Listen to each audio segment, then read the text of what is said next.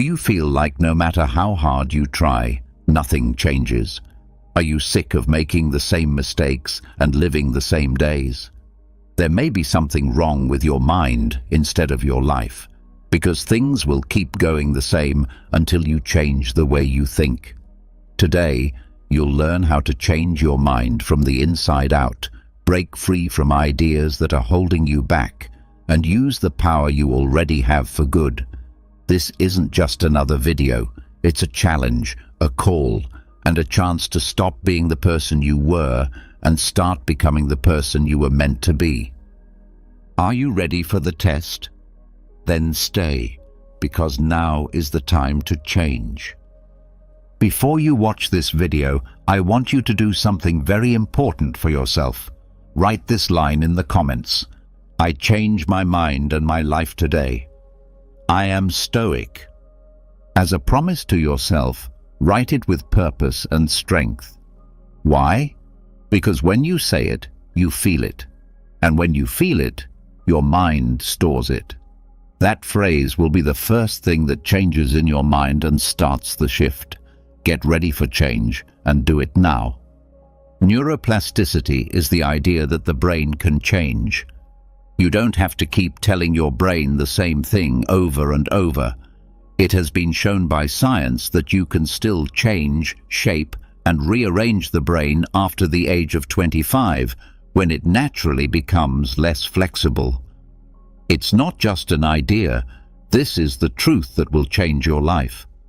Every choice you make, every thought you have, and every feeling you feel again, leaves a mark on your brain. These marks, which are called neural connections, get stronger over time. You can choose which ones to improve and which ones to let die. You learned without even realizing it when you were a child. Your environment shaped your thinking almost unconsciously. You learned a language, got a handle on your feelings, and changed. But that flexibility doesn't go away as you age. You have to work on it. Neuroplasticity, the brain's amazing ability to change, is still working. You just have to make the change happen on purpose. In other words, time won't make you a better person.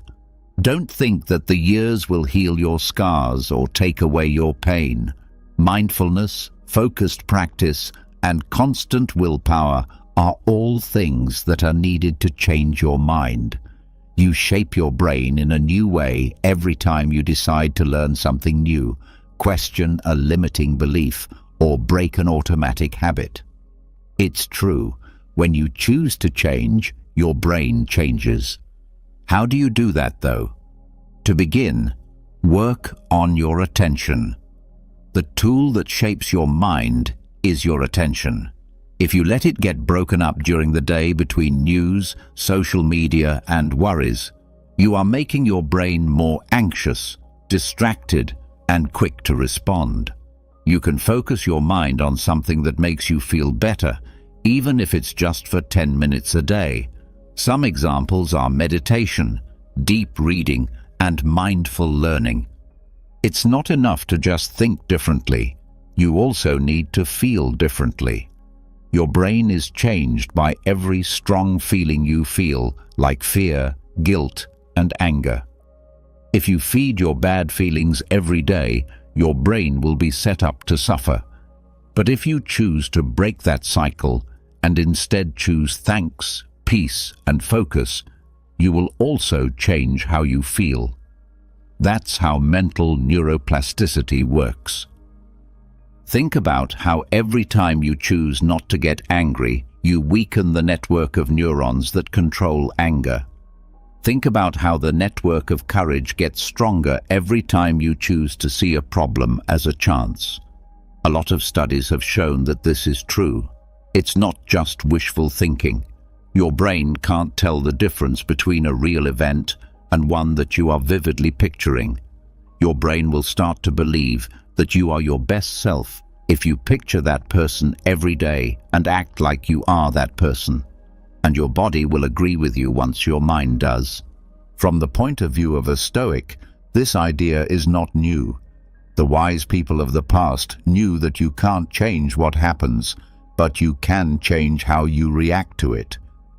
It is not facts that affect us, but our opinions about them, Epictetus said.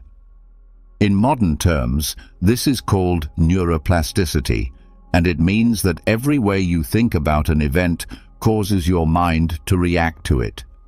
If you change how you understand something, you change how your mind works. Master your attention, and you'll master your fate. But here's the important thing. None of this is inactive. It's not enough to just want to change or know that you can. You have to stick with it and practice it over and over again. It's not about short-term drive. It's about doing it every day. Every day, choose the person you want to be and act like that person, even if it's just for a little while. This changes the way your brain works and trains it to react in a different way. That new way of thinking will become your normal state over time. Lesson 2. The mind affects the body, and the body affects the mind. Most of the time, we think that our thoughts and feelings are the source of all things, but a lot of people don't know that the body also thinks, remembers, and has habits. The body remembers how you felt. If you've been stressed, angry, or scared for a long time, your body is hooked on those feelings. Your body will fight to keep what it knows, even if you decide to change your mind. So even when you decide to start over, you feel tension, discomfort, and that voice inside your head that says, "This isn't safe." It's not just your mind that is questioning. Your body is also fighting change. At first, when you try to change the way you think, your body fights you. Why? Because it's been used to the way you make them feel for years. If certain situations used to make you angry or sad, your body learned to release those chemicals every time those situations happened. Your mind may say, "I want to stay calm," but your body is already making you feel that way before you can stop it. That's the trap. The mind starts to lose control over the body. That's where you need to step in and be fully aware. The good news is that you can fix this, but you need to pay concentration. Stop every time you notice that you're having the same bad thoughts. Feel your body and pay attention to whether your muscles are tense, your breathing is shallow, and your stance shows that you are scared or defensive. In other words, that means your body is taking charge. That's where you come in. Take deep, aware breaths, not just to calm down, but also to tell your body, "I'm in charge here. I'm here." We are not going to repeat what we did before.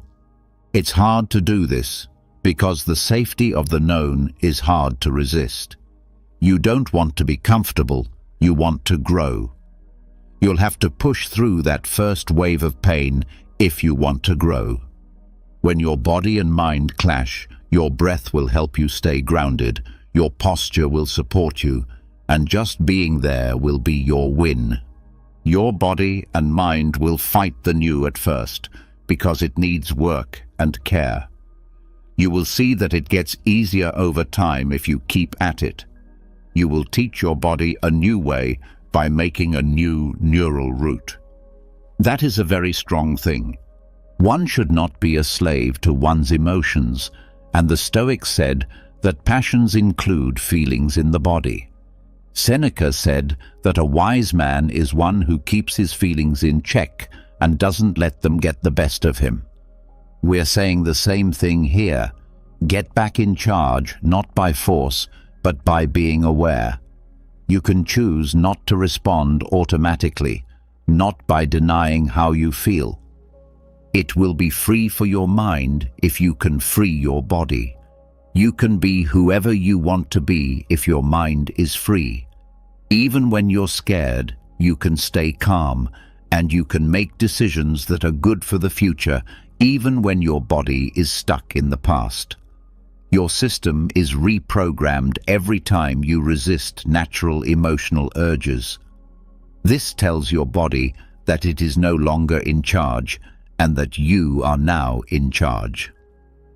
Lesson 3. How new situations can change how you feel. What your body does besides move, breathe, and process is remember things. Every strong feeling is stored as an invisible mark. When you've been hurt by betrayal, humiliation, or abandonment, your body feels and saves the pain as well. When something like that happens again, your body responds before you can think. Your hands start to sweat, your heart beats faster, and you feel fear or mistrust. In this way, you live the past in a present that is very different from the past. That's the problem with feelings that aren't dealt with. They keep coming up and being activated as if they were new, even though they don't fit with the present. That's where retraining comes in. Staying away from things that hurt you is not enough to change your mental life. You need to change how you feel about it. To make new links, your brain needs to do new things. You make a new path every time you choose to react differently to something old. The emotional story your body remembers is being changed by you.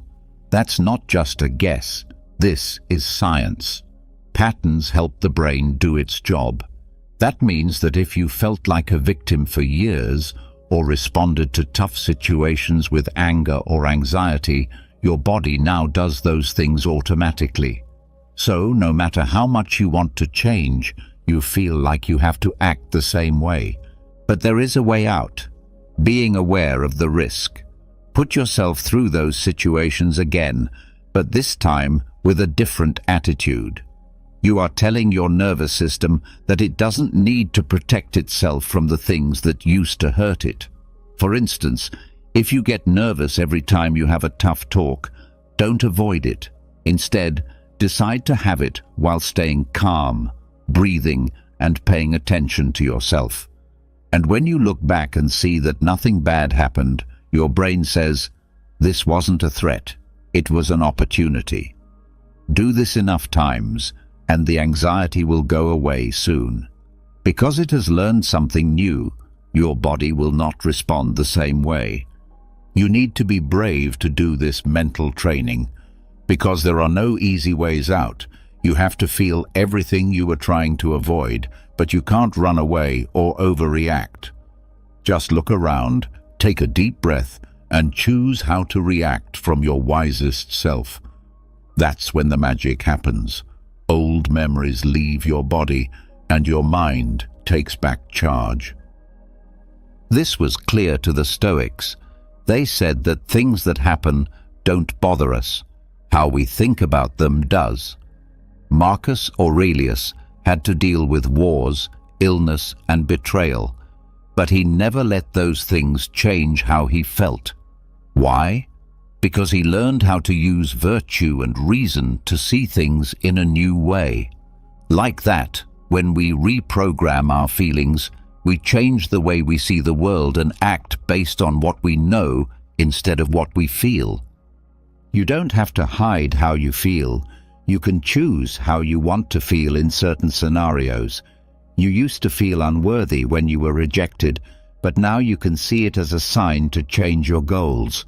You can now see feedback as a chance to grow instead of something that would stop you in your tracks. Every choice you make based on your emotions changes the way your brain works and the way your body reacts. In the end, your past stops controlling your present, and your present becomes a place where you can find peace, calm, and happiness inside. Lesson 4. Do something instead of thinking too much. It can look like overthinking is helpful. We tell ourselves that we are planning, studying, and getting ready. But that too much thinking isn't always clarity. It's often just fear dressed up as clarity. What if it doesn't work? What if I'm wrong? What if I'm not good enough? Lies a mind frozen by doubt. The most dangerous thing is that you think too much and don't do enough. That's when you stop living your life and just watch it happen in your mind. The real world goes on without you. When the mind comes up with a simple idea, it can get caught up in a storm of worries and options. Not being able to think is the trouble, not knowing when to stop. Because thinking without doing something turns into a quiet enemy that wears you down, slows you down, and makes you anxious. In the meantime, your goals are still not here. Your growth will happen soon. You have to wait for your life. That's when taking action becomes the cure. Everything changes when you do something. You stop thinking, your mind shifts, and your energy is focused. Suddenly, that fear that was so big in your mind isn't so bad. Taking action stops the loop. You only need to move forward. You don't need to know everything before you start. To get out of mental stalemate, all it takes is one step, one choice, or one small action. It's not about big actions. Sometimes the easiest things are the most powerful. Start with 5 minutes if you feel like you can't handle the job at hand. Take the first step toward what interests you if you don't know which way to go. If you can't decide on something big, choose something smaller that will help you get clear. Your mind gets a message with every action. We're moving forward. Over time, that message turns into a habit, a new pattern, and a new you. The wait to feel ready to act is something that a lot of people do. Repetition, not short-lived feelings, is what makes habits stick, though. You have to be disciplined to do things even when you don't want to.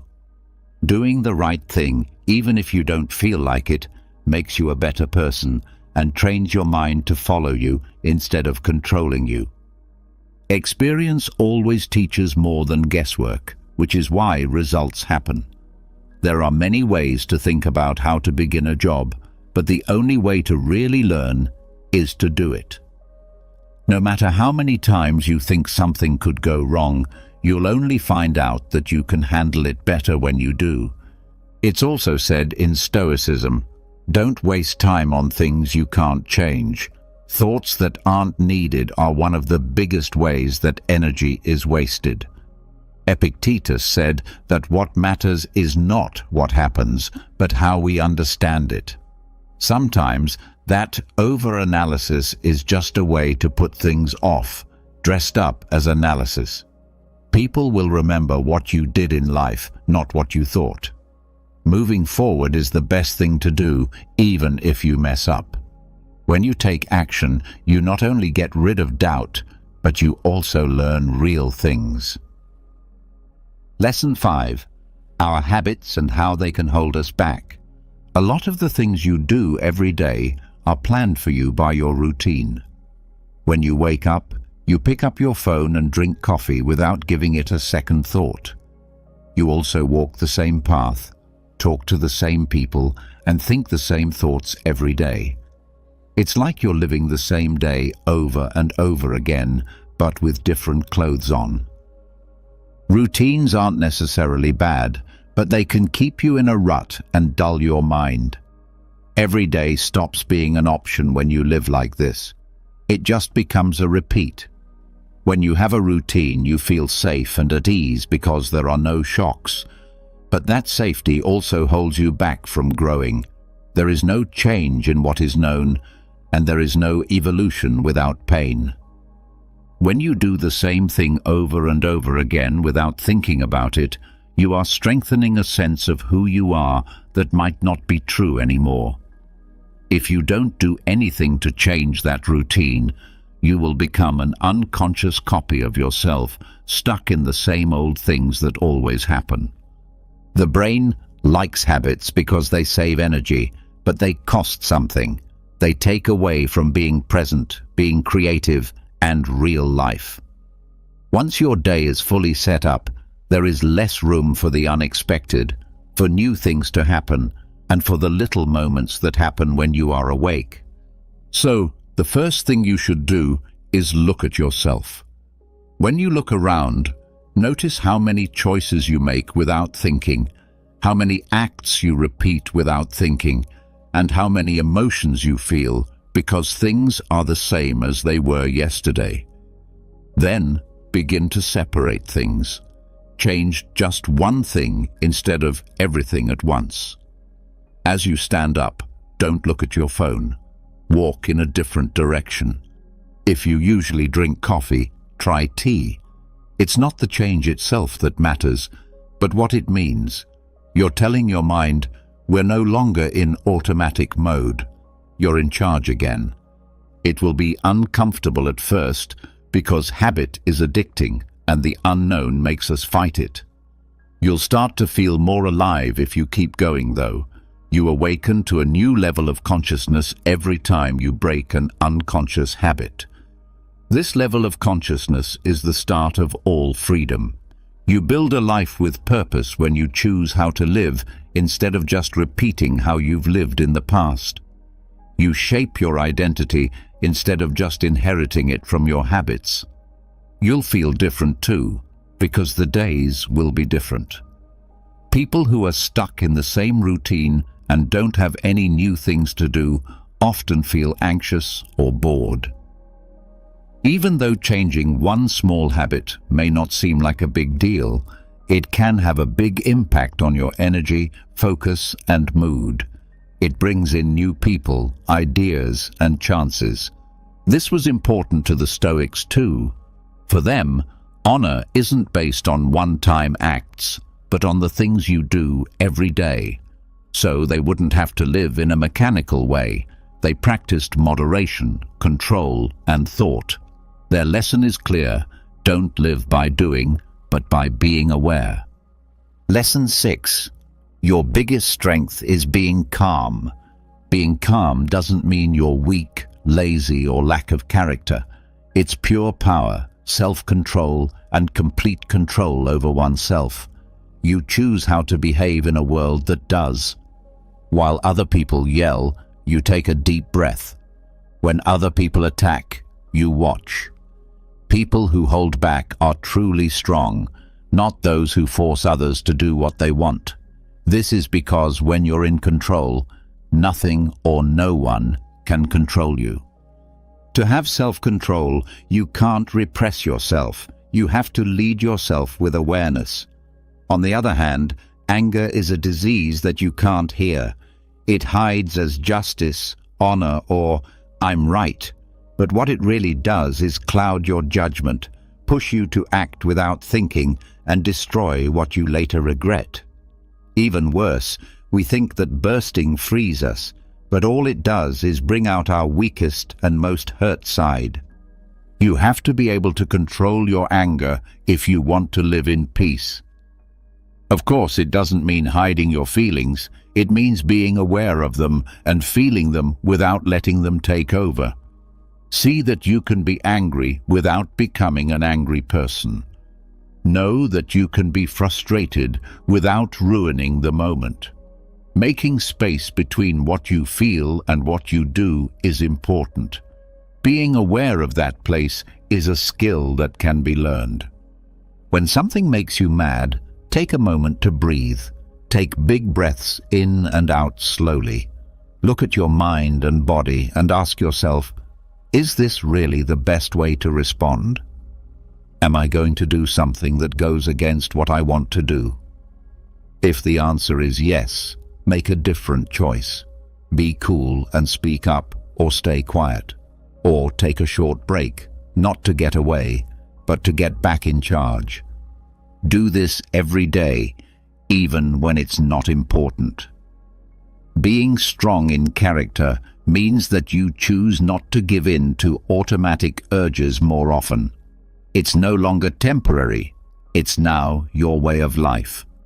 Right away, your mind clears, your body relaxes, you have fewer fights, and your relationships get better. Because being calm not only changes you, it also makes other people less angry. To be at peace, you don't have to be in charge of everything. You just need to decide what to say.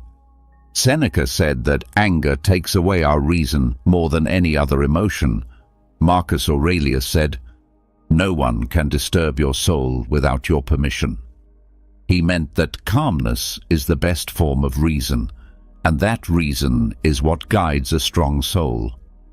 Being unwavering when pushed is not cold, it's a sign of inner greatness. Lesson 7. Repetition can help you become a new you. Who you are is not set in stone. Because it's not set in stone, it's more like a story you tell yourself until it comes true. That story will be shaped by your past, your traumas, or the views of other people if you don't choose it yourself. But here's the important thing. You can make a better, more free, and braver you. How? Through repeated use. If you do something over and over, it will become second nature. A pattern is strengthened in your brain by every idea you have, every emotion you remember, and every action you take. Like a hammer, repetition makes it smooth until it becomes your character. If you tell yourself every day, "I'm not good enough," your body starts to believe it. You can also say the opposite. If you tell yourself every day, "I am changing," your brain starts to believe it, and your body follows what your mind thinks. You have to have faith and stick with this process, because your mind and body can become addicted to old emotions and stop you from moving forward with questions.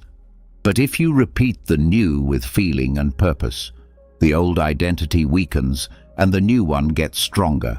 That's why the formula is: change comes from thought, feeling, and repetition.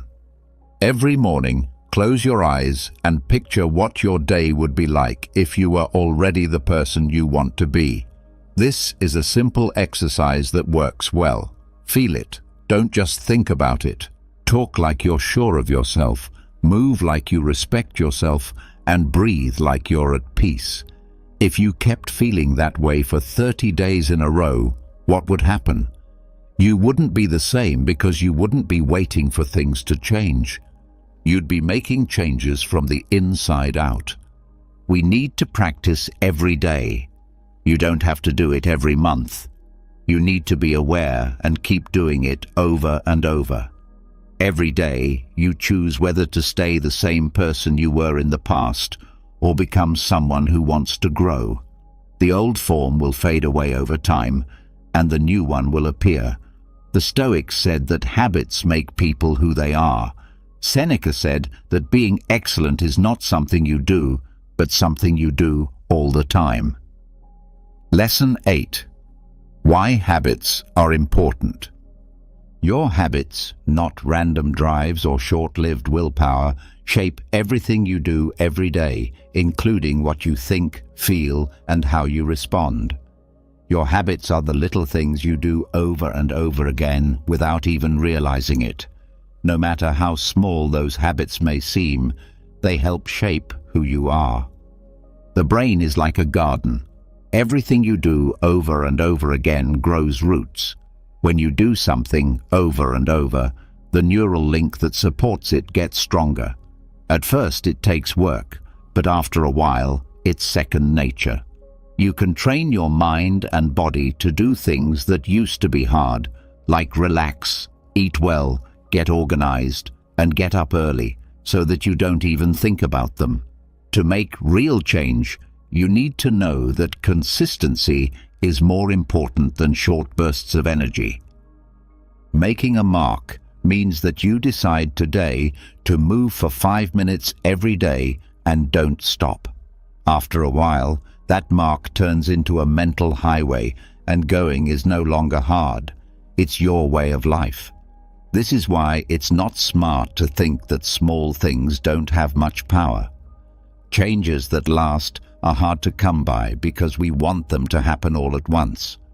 But it doesn't help to wait until you feel inspired. Doing something over and over again is what makes a habit. When you decide to do something even though you don't feel like it, you build character and teach your brain to follow your goal instead of your changing feelings. It's not just about getting things done, it's also about who you are. No matter how good or bad they are, your habits are already set in stone. You're not naturally lazy or anxious. You've just been doing things over and over that have made you feel that way, and you can forget everything you learned. It takes awareness, purpose, and persistence to change a bad habit into a good one.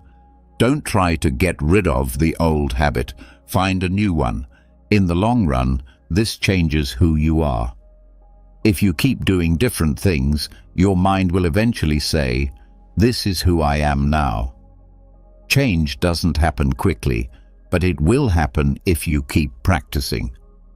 You turn into someone who picks instead of someone who just reacts. Lesson 9.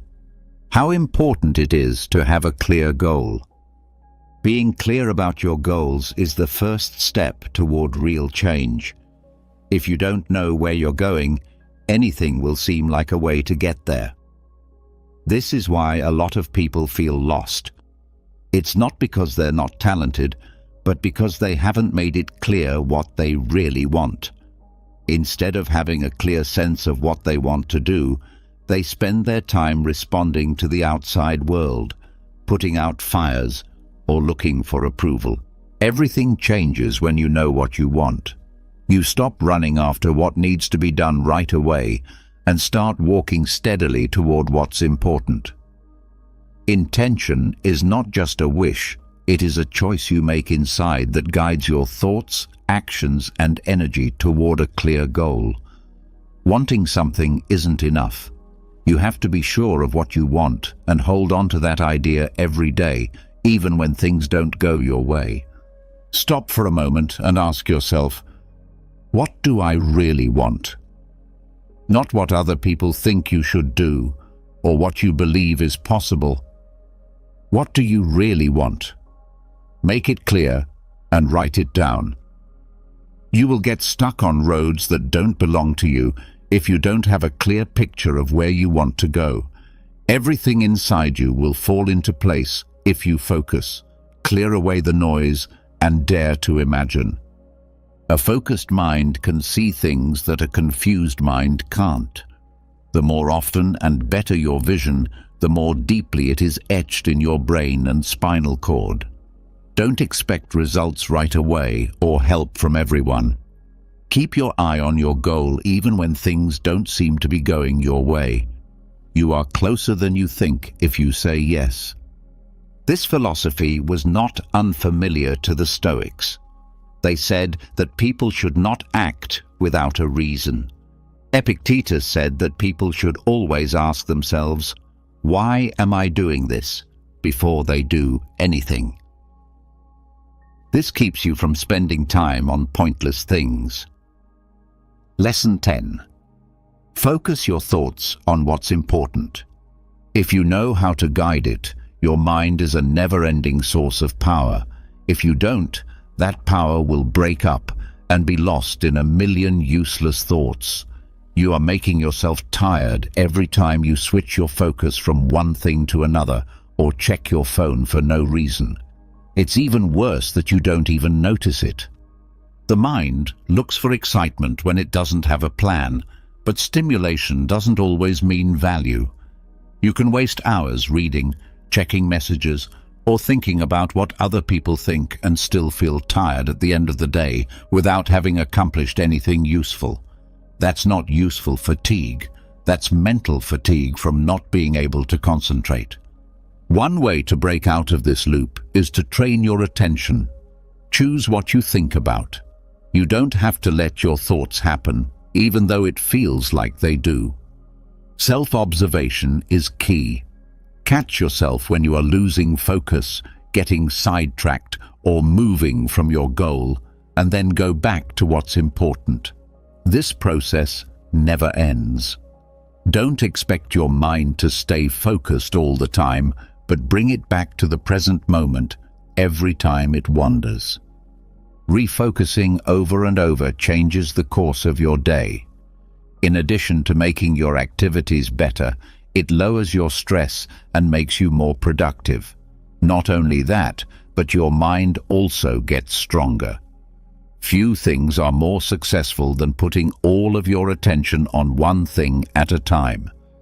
Keep it simple. Pick 3 important things to focus on every morning before you start your day. Write them down, remember them, and bring them back to your mind whenever you feel like it would be helpful. When you do this over and over, it changes how you feel about time and your work. Lesson 11. Moving your body and how it changes your brain. Not only to stay in shape, but also to wake up your mind. Your body was made to move. Your brain is directly affected by every step you take and muscle you use. It's not just good for your body, it's also great for your mind, your emotions, and your ability to concentrate. Your heart beats faster, blood moves more strongly, and more oxygen gets to your brain. This is like giving your mind fuel. Besides that, your brain stays busy and can even make new neurons. A body that isn't moving makes the mind stay in one place. A body that is moving makes the brain change. You don't have to work out for hours or run races. Every day, just walk for 20 minutes, stretch, do some dance, or go up and down stairs. Always being the same is important. Moving around stops being something you do once in a while and becomes a normal part of your life. Not only does this help you feel less stressed, but it also balances your body's chemicals, which makes you feel better and helps you concentrate better. Instead, your mind will suffer if you don't move for days. You're less focused, tired, or able to get things done. There is a strong link between the body and the mind. Healing one will help the other.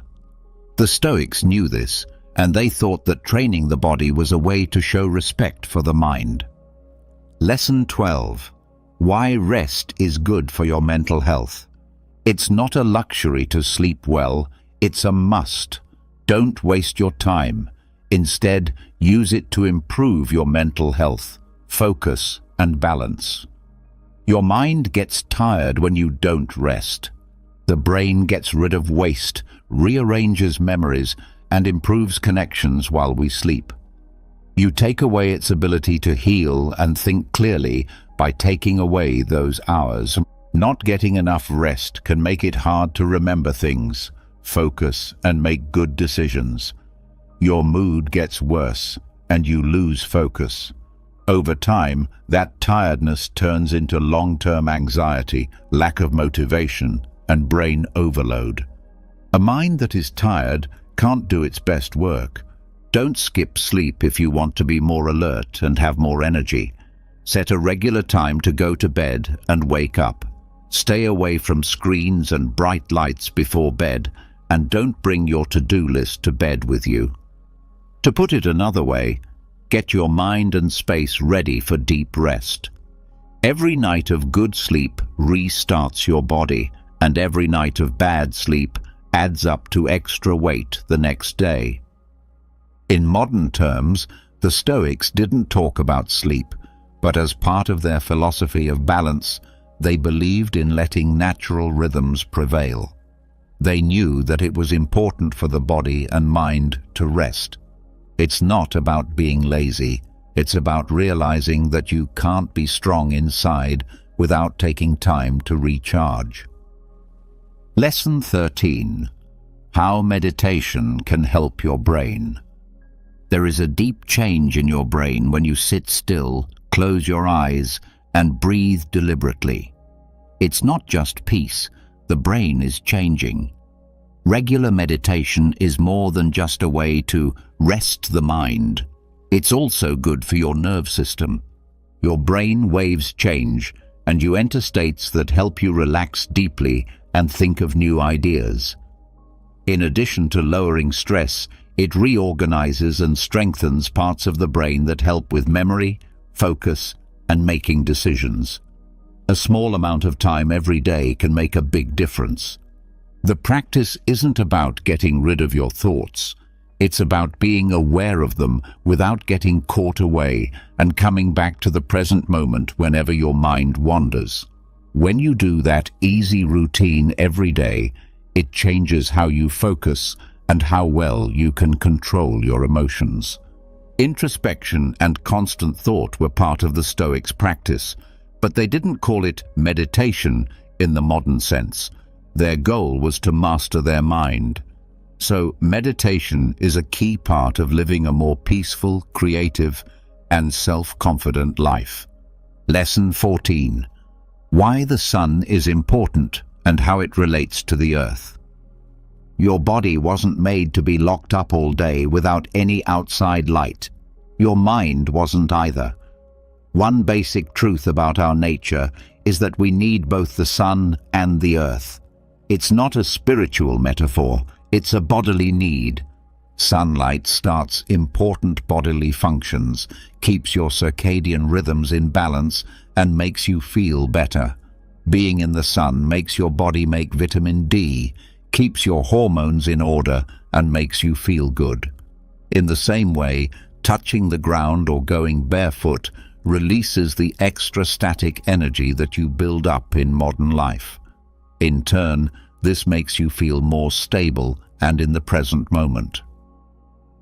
Have you ever thought about why you feel better after a day at the beach or in the woods? It's not an accident that when you get back in touch with nature, your body adjusts. You don't have to leave the city to get some fresh air or touch the ground every day. Just spend a few minutes in the sun. This keeps your mental and emotional energy in check, putting you back in a more normal state. The Stoics thought it was important to live in unity with nature. Marcus Aurelius talked about how beautiful it was to look up at the sky at dawn and think about how the order of the world reminds us that we are all connected. It's more important than ever to get back in touch with nature in this highly linked and urban world. Your mind is screaming for it. Lesson 15. What happens when you believe you can change? Belief is the first step toward change. Not with a strategy or plan, but with a strong belief that it is possible. If you really don't think you can get better, then any effort you make will only be on the surface. Your brain reacts to what you think, so if you think you have limits, it will make those limits stronger. But if you think you can change and grow, it will use all of its power to assist you. It's not magic, it's how the brain works. Your brain turns on learning and plasticity processes when you think you can change. If you tell yourself you can't do something, your mind goes into self-defense mode and stops you from being open. This is why your inner dialogue shapes your world. It's not about having blind faith. It's about choosing to believe in your own abilities. You don't need luck or special skills to change. You just need to be willing to grow. Do you want to learn something new? First, have faith that you can. Do you want to break a habit? First, have faith that it's possible. After that, your body and mind will do something to make it happen. According to research on the growth mindset, people who think they can get better have brains that are more flexible, better able to handle stress, and more focused on finding solutions. They don't see problems as problems, but as opportunities to learn. Beliefs are a big part of the difference between staying the same and moving forward. Epictetus said that emotions are not caused by events, but by how we think about them.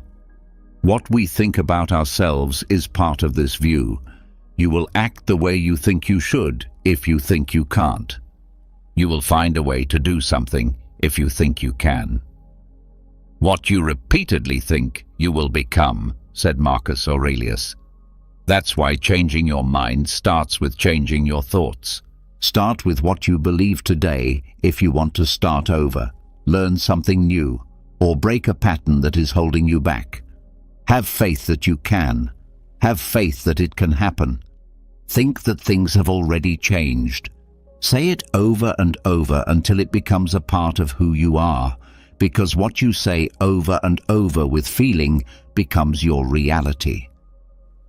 Imagine being able to stay calm and collected in the middle of a traffic jam, facing a difficult conversation with your boss, or even dealing with a personal crisis.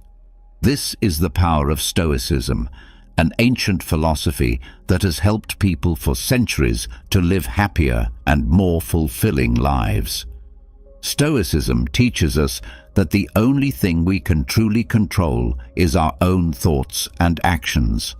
Everything else, from the weather to the economy to the behavior of others, is outside of our control.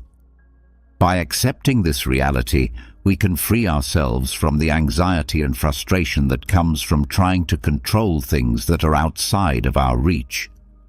Stoicism also teaches us to focus on what we can control, which is our own character and our actions.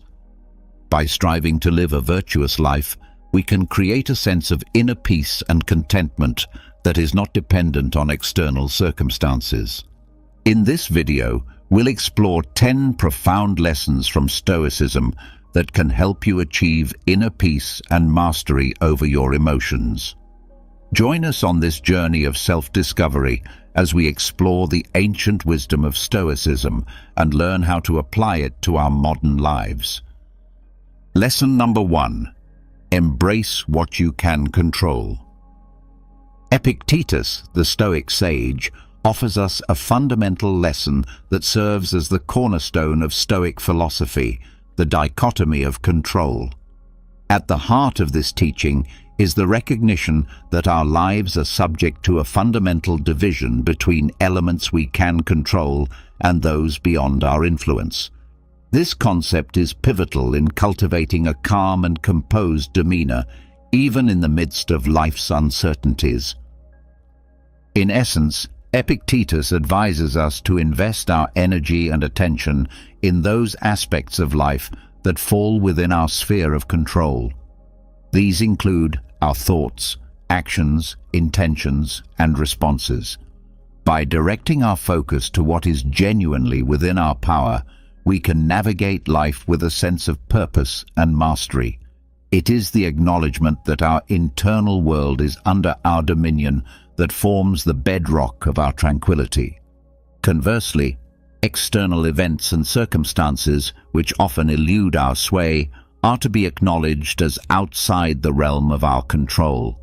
Just as an archer, as exemplified by Epictetus, can aim carefully, draw the bowstring with precision, and release the arrow skillfully, yet remain uncertain of the flight's outcome, we must learn to release our attachment to outcomes we cannot govern.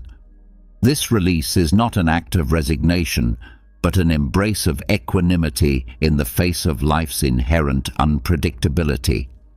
Epictetus's metaphor of the archer, who derives contentment from knowing they've exerted their best effort regardless of the target's fate, serves as a potent reminder of the Stoic approach to life. It encourages us to concentrate on our intentions and the dedicated efforts we put forth, accepting that the results are subject to a multitude of external factors. In essence, Stoicism reminds us to seize the reins of our inner world, embracing the dichotomy of control as a powerful tool to maintain a calm and composed disposition in a world where much remains beyond our influence. By concentrating our energies on what we can shape, we free ourselves from the burden of attempting to govern the uncontrollable, allowing us to discover serenity in the knowledge that we've done our utmost with the tools at our disposal. Lesson number 2. The power of acceptance. In the grand tapestry of Stoic philosophy, few figures stand as tall as the Roman emperor and philosopher Marcus Aurelius. His profound insights, often chiseled in the timeless monument of Meditations, resonate through the ages and illuminate one of the most powerful lessons in Stoicism, the lesson of acceptance. Marcus Aurelius guides us through a profound exploration of the human condition, acknowledging the inevitability of both triumph and tribulation. Life, as he observes, is a symphony of ups and downs, a constant ebb and flow. Within this ever-shifting landscape, there exist circumstances beyond our influence, elements we cannot control. Marcus Aurelius, in his role as a Stoic sage, extols the virtue of accepting these immutable truths. To accept, in the Stoic sense, is to embrace the reality of life's unpredictability and impermanence. It is to release the chains of attachment to specific outcomes and to walk in harmony with the unceasing rhythm of the universe. In Marcus Aurelius's words, resistance to the natural course of events leads only to turmoil and distress, like a ship struggling against the relentless current. The Stoic perspective on acceptance is akin to setting sail on the sea of existence without a fixed destination, yet with an unwavering faith in the voyage itself. It is an invitation to relinquish the desire for unyielding control and instead flow with the ever-changing stream of life. To dance with the music of the cosmos, whether its notes are serene or tempestuous, is the embodiment of Stoic temperance. In the realm of Stoicism, this lesson forms the bedrock of inner peace and tranquility. It urges us to open our arms to life's capriciousness, to savor the sweetness of success, and to weather the storms of adversity with grace. The power of acceptance, as illuminated by Marcus Aurelius, is a beacon that guides us through the labyrinth of existence, allowing us to greet each moment, each circumstance, with an equanimous heart. It is the serenity of embracing life in all its unpredictability, finding profound serenity in the midst of its ever-shifting landscape. Lesson number 3. Practice mindfulness. Practice mindfulness. Seneca, the venerable Stoic philosopher whose wisdom has transcended the ages, illuminates a crucial lesson for those seeking calm and composure in the midst of life's tempests: the practice of mindfulness. In the Stoic lexicon, mindfulness is a compass guiding us to the shores of the present moment, offering sanctuary from the ceaseless turbulence of past regrets and future uncertainties.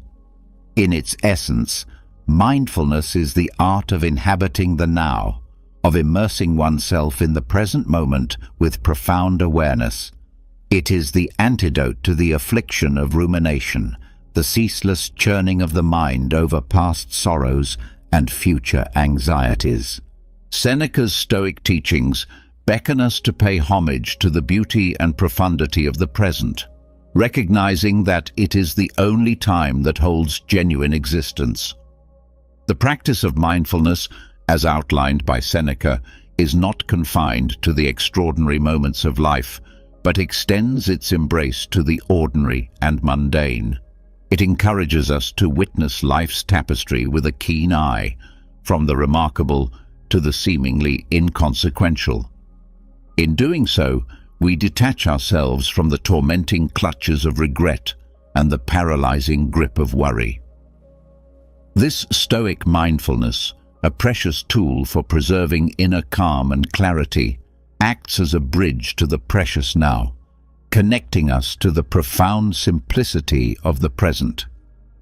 It is an art that grants us the ability to fully engage with our current circumstances, to savor each breath, and to relish the beauty that unfolds in every heartbeat. In the practice of mindfulness, we discover a timeless sanctuary where the mind finds solace, a place where inner tranquility is nurtured and composure is cultivated amidst the swirling tides of existence. Lesson number 4. Cultivate resilience. Resilience. In the vast landscape of Stoic wisdom, the lessons of resilience echo as a resounding anthem, and it is Epictetus, the Stoic philosopher par excellence, who raises his voice to teach us the profound art of confronting adversity with unwavering fortitude. To Epictetus, adversity is not a foe to be feared, but a chisel that sculpts the masterpiece of our character. Stoicism, with its roots deep in the natural order of life, imparts the fundamental truth that challenges are the warp and weft of existence. Stoics, embodying this wisdom, do not perceive adversity as an obstacle or a source of suffering, but rather as an opportunity, a crucible that tempers and refines their inner metal. Epictetus beckons us not to wilt before the storms of life, but to stand steadfast like the unyielding oak, unshaken by the tempest. The essence of this Stoic perspective lies in the profound realization that it is not the events themselves, but our judgments, reactions, and the choices we make in the face of adversity that hold the power to distress us.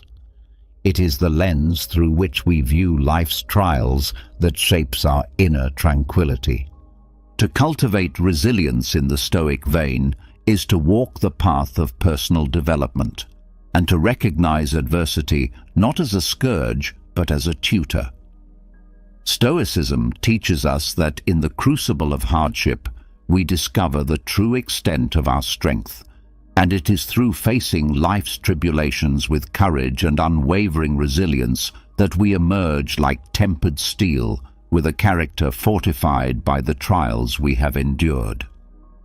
The Stoic perspective on adversity harmonizes seamlessly with the Stoic belief in the sovereignty of choice.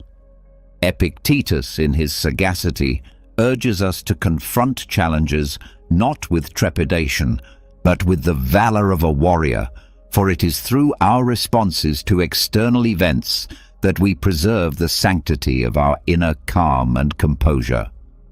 It is the gift of resilience that allows Stoics to navigate life's tempestuous seas with an unswerving gaze, unwavering even in the face of the most turbulent storms.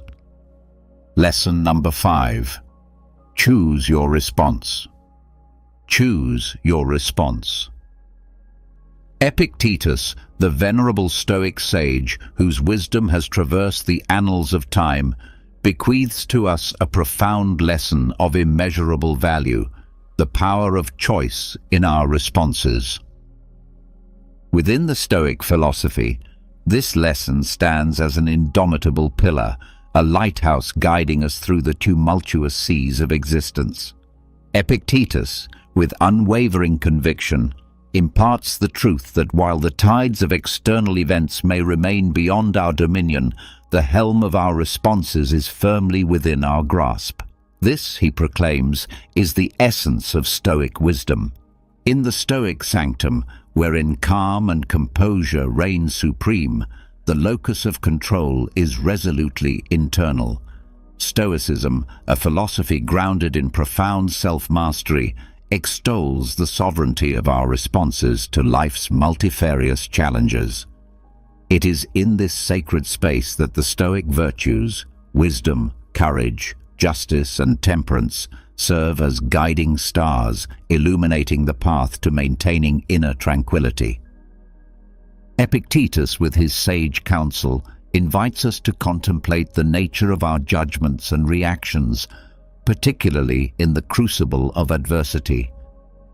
It is through this introspection that we awaken to the profound truth that we possess the sacred gift of choice, the ability to consciously craft our responses to the myriad external events that unfold in our lives. The Stoic approach to responding sagely to life's vicissitudes is akin to a masterstroke on the canvas of existence. It is the choice to align our responses with the Stoic virtues, to confront life's tribulations with the wisdom of sages, the courage of heroes, the justice of righteous hearts, and the temperance of those who tread the path of inner mastery. The Stoics' arsenal, laden with the wisdom of Epictetus, is a bastion of inner peace, impervious even to the fiercest storms.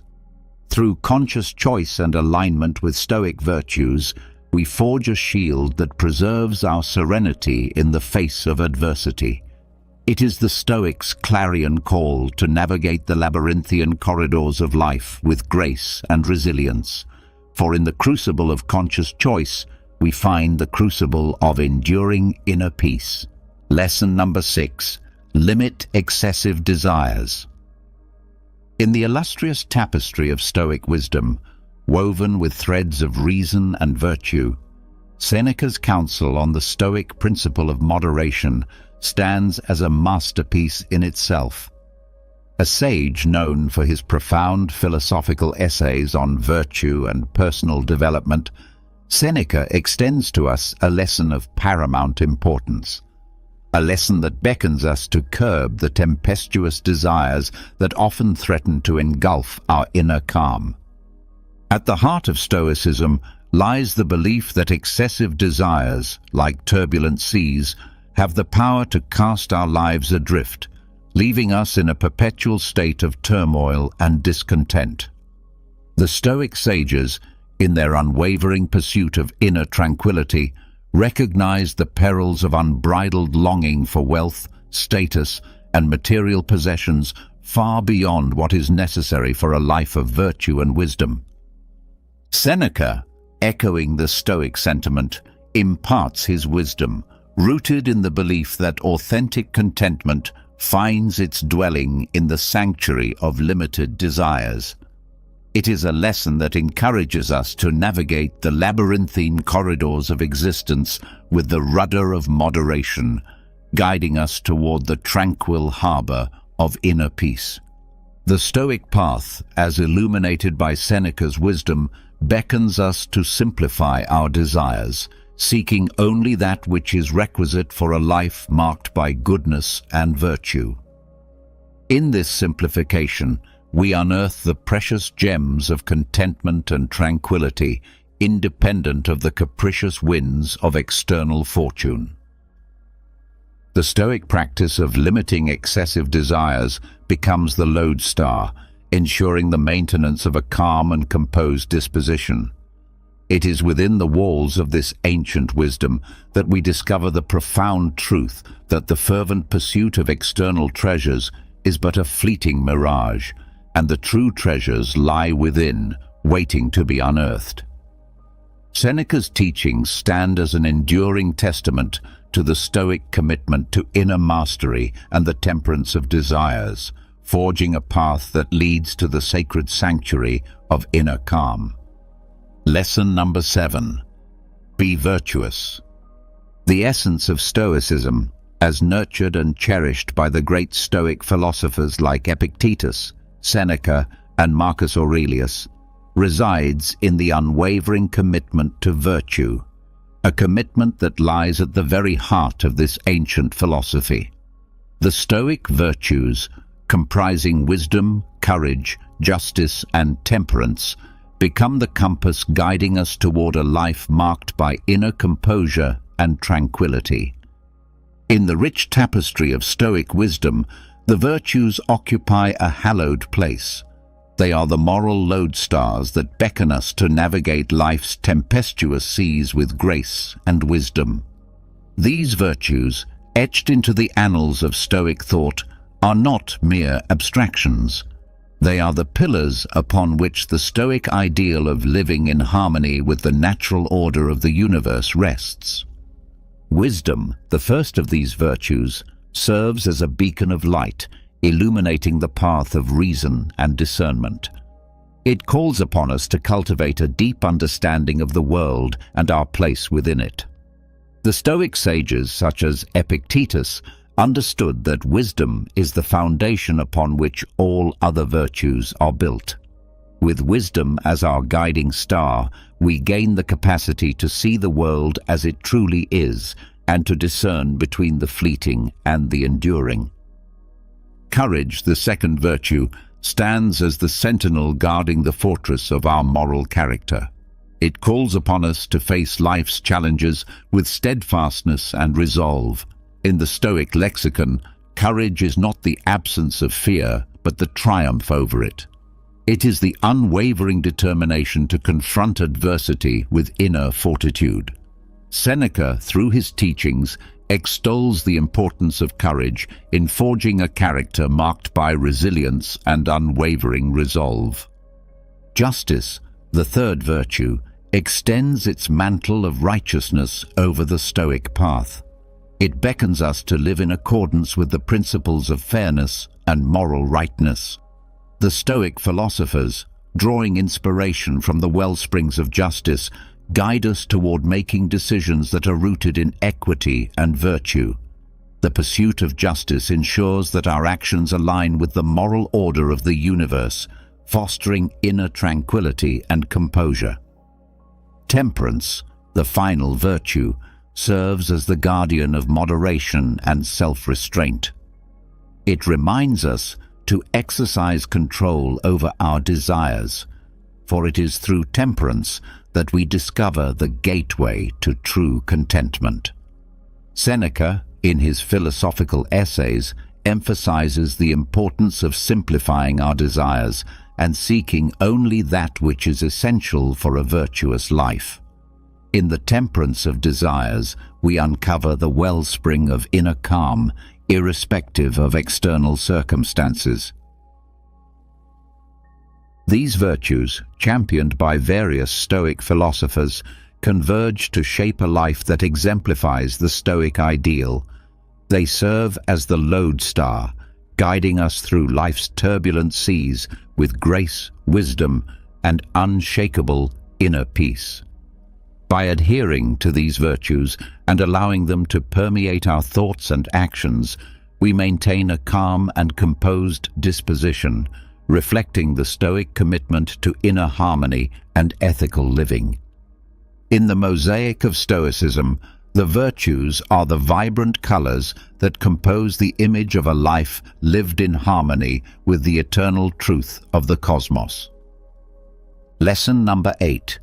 Understand the transitory nature of life.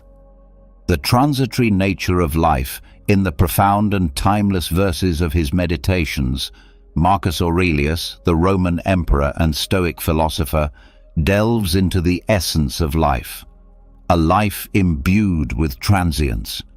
His teachings are a testament to the wisdom that accepting the ever-changing nature of existence is a cornerstone for maintaining a calm and composed demeanor. Through the lens of Stoicism, Marcus Aurelius imparts a lesson that is perhaps one of the most pivotal for achieving inner serenity. He invites us to embark on a philosophical journey that involves acknowledging the ephemeral and transient aspects of life. The Stoic recognition of this reality, often referred to as the transitory nature of life, is not a harbinger of despair. Rather, it serves as a cornerstone of strength that can lend profundity to our existence. The core of this lesson is the understanding that nothing in the realm of human experience, be it the moments of joy or the trials of adversity, is immutable. The universe, in its eternal ebb and flow, weaves a tapestry of constant change. The Stoic sage does not resist this cosmic dance, but chooses to waltz in harmony with it, with grace and wisdom. Marcus Aurelius urges us to unburden ourselves from the weight of attachments to those fleeting moments that shimmer like stars across the night sky, and to the material possessions that hold our attention for but a brief interlude. He teaches us to appreciate these moments and possessions as they come into our lives, but also to let them go when the time for departure arrives. In doing so, we unearth an inner sanctuary of calm and composure, impervious to the external tempests. Accepting the impermanence of all things, as championed by Marcus Aurelius, acts as a salve for the soul. It allows us to put into perspective the vicissitudes of life. It liberates us from the bondage of anxiety that stems from clutching onto what was or what might have been. Through this Stoic teaching, we become the architects of our inner fortitude, crafting a character marked by resilience in the face of life's inevitable changes. In understanding the transitory nature of life, we pave the way for a profound sense of inner tranquility. We recognize that our capacity for calm and composure transcends the rise and fall of external circumstances. It is an enduring presence, much like the stars that continue to shimmer in the night sky, irrespective of the fleeting clouds that pass before them. Marcus Aurelius, through his Stoic wisdom, invites us to bask in the light of this understanding, offering us the opportunity to savor life's moments while retaining an unwavering sense of inner peace. Lesson number 9. The value of gratitude. In the profound tapestry of Stoic philosophy, woven with threads of wisdom and resilience, there exists a gem that sparkles with profound insight: the value of gratitude. This lesson, championed by Seneca, one of Stoicism's eminent philosophers, illuminates the path to inner calm and contentment, irrespective of life's challenges. It guides us to celebrate not only life's triumphs, but also its tribulations, for it is through the lens of gratitude that we find serenity even in the face of adversity. Seneca, in his essays dedicated to the concept of gratitude, masterfully extolled its virtues. He beckoned us to redirect our gaze from what we may lack to what we have, to find solace in the present moment, and to embrace the treasures that often go unnoticed. In this Stoic practice, we unearth a potent tool for sustaining a profound sense of inner peace. The core of Seneca's teachings on gratitude is a gentle reminder that the act of being thankful is not contingent on the abundance of our possessions, but rather on our ability to perceive life's blessings in their myriad forms. In this sense, gratitude is not a mere response to life's easy moments, but a profound acknowledgement that even amidst the tempest's fury, there is a shelter of calm to be found. By cultivating a sense of gratitude, we recalibrate our relationship with life. We learn to see the splendor in the ordinary, the lesson within adversity, and the preciousness of every fleeting moment. Seneca encourages us to be content with the present, recognizing that the treasures of life are not commodities to be acquired, but experiences to be cherished.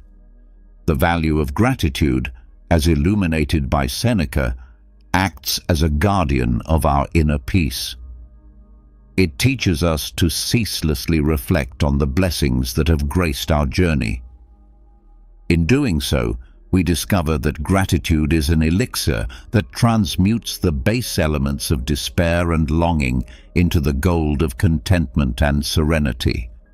In moments of challenge, a heart steeped in gratitude does not falter. It finds strength even in the midst of adversity, for it recognizes that the trials of life too are teachers. As Seneca would remind us, the Stoic spirit does not waver in the face of hardship. Instead, it flourishes, drawing nourishment from gratitude's deep well. In the Stoic tradition, the value of gratitude is an unwavering companion that ushers us towards a profound sense of tranquility. It elevates us above life's tempestuous waves, revealing the serenity that lies in embracing the blessings, no matter how small or seemingly insignificant. With Seneca's wisdom, we come to realize that practicing gratitude is not a mere response to life's joys, but a steadfast embrace of the beauty found in life's most trying moments. With every breath, every heartbeat, and every fleeting moment, we are presented with opportunities to unearth the treasures of gratitude. Seneca's Stoic legacy beckons us to cherish the present, not in spite of life's challenges, but because of them, and to savor the beauty that surrounds us. It is in this luminous practice that we discover a profound sense of tranquility and calm, even amidst the tempests of existence. Lesson number 10. Keep learning and growing. In the profound tapestry of Stoicism, where wisdom is woven with threads of resilience and temperance, we find a radiant lesson that beckons us to embark on a lifelong journey of self-improvement. Epictetus, one of Stoicism's luminaries, stands as a steadfast guide in this pursuit, revealing that the path to inner calm and composure is paved with the stones of personal growth. The Stoic commitment to self-improvement is a recurring theme in the philosophy, finding resonance across different Stoic philosophers. Epictetus, in particular, carries the torch of this lesson with unwavering conviction. He invites us to tread a path of perpetual growth, emphasizing that this commitment is a treasure trove of wisdom that equips us to navigate life's challenges with grace and sagacity. At the heart of this Stoic doctrine lies a profound realization that life is an unceasing voyage. We are not static beings, but vessels of potential, forever capable of evolution. The commitment to lifelong learning and growth is an unyielding call to action, a reminder that no matter where we stand, there are yet horizons to explore and virtues to cultivate. The Stoic pursuit of self-improvement aligns harmoniously with the quest for wisdom and tranquility. It is an acknowledgement that inner calm and composure are not static attributes, but dynamic processes enriched by the ceaseless quest for understanding. Epictetus encourages us to strive for wisdom as we would for a precious gem, knowing that it is the compass that guides us through the labyrinth of existence. The Stoic journey of self-improvement finds its pulse in the ebb and flow of life's experiences. We are not called to perfection, but to progress, not to stagnation, but to steady growth. This Stoic lesson echoes through the corridors of wisdom, whispering that there is no final destination, but an endless odyssey of becoming a better version of ourselves. In embracing this lesson, we learn to navigate life's challenges with resilience and fortitude. The Stoic spirit finds strength not in the absence of adversity, but in the quest for growth, which adversity often catalyzes. We discover that setbacks are not roadblocks, but stepping stones, and every trial is a teacher. The commitment to lifelong learning and growth is a lighthouse in the tempest, a source of calm in the face of life's challenges. It is a testament to the Stoic principle that, regardless of external circumstances, we are the masters of our inner world. The more we learn, the more we grow, and the more we grow, the better we become at weathering the storms of existence. In the echoes of Epictetus's teachings, we find an invitation to celebrate the journey of self-improvement, to revel in the process of learning, and to honor the endeavor of growth. It is a lesson that assures us that with every step taken on this path, we come closer to the heart of Stoicism, a life marked by inner calm, composure, and the pursuit of wisdom. In a world filled with distractions and uncertainties, Stoicism offers a timeless and practical guide to maintaining calm and composure. By embracing these 10 lessons from Stoicism, inspired by the wisdom of different Stoic philosophers and embodying the virtue of temperance, you can navigate life's challenges with grace, wisdom, and inner peace. The Stoic temperance becomes your anchor, guiding you through the storms of existence and helping you keep calm in the face of adversity. As you embrace these Stoic lessons, you discover a profound sense of tranquility and equanimity that enables you to thrive regardless of life's challenges. Stoicism's enduring wisdom reminds us that inner peace and composure are not dependent on external circumstances, but are cultivated within through the practice of these valuable lessons. Have you ever been in a heated argument, feeling like you're about to explode? We've all been there, whether it's a disagreement in the office, a fight with a loved one, or a heated debate online. But what if I told you there was a way to navigate conflict without using fists, figuratively or literally? The ancient Stoics, masters of emotional control and reason, have incredible strategies for facing your enemy with grace and poise.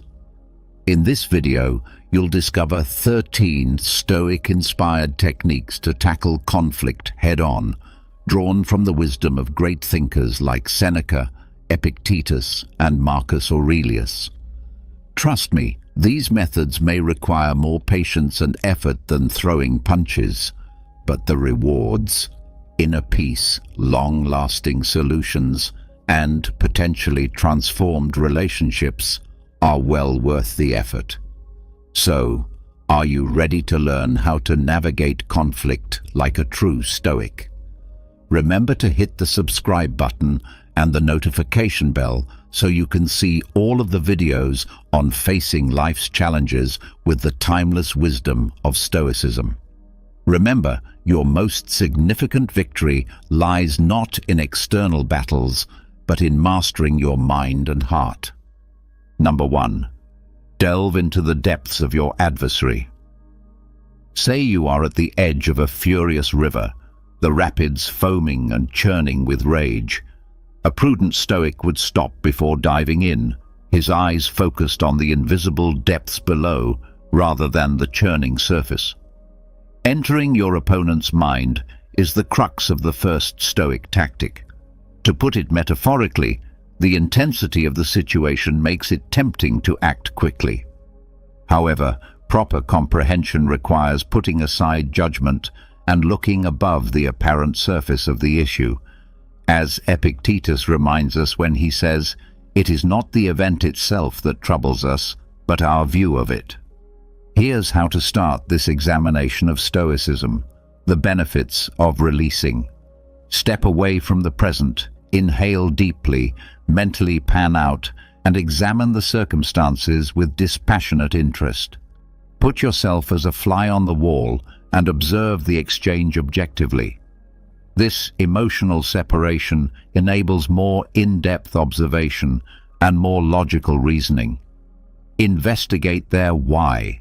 Pose sincere queries rather than coming up with counter-arguments. Concentrate on learning the why underlying their statements and behaviors. What drives them? What worries them? And what do they want? What life events have influenced their viewpoint? Important insights can be gleaned by asking open-ended questions such as, "What brought you to this point?" or "What are your underlying concerns?" Examine through their lens, not agreement, but empathy. Try to put yourself in their position to comprehend their perspective, not to support their behavior. How might they perceive the circumstances? What principles and convictions motivate them? This activity aims to develop empathy, discover possible points of agreement, and experience the world through their eyes. Rather than agreeing with them, look for the secret river. Examine what's beneath the surface. Conflict frequently results from deeper problems like unfulfilled desires, fears, or injuries from the past. Consider looking past the current argument and pinpointing the underlying issues causing the conflict. What wants needs to be fulfilled? Which fears are surfacing? Recall that this is a search for understanding rather than approving their behavior. Your objective is to comprehend the layers of experience and perspective that influence the actions of your opponent. Just like a geologist studies the layers of rock to understand the terrain, you can find undiscovered common ground by practicing this Stoic depth-seeking technique. And you might also learn important things about yourself and your responses.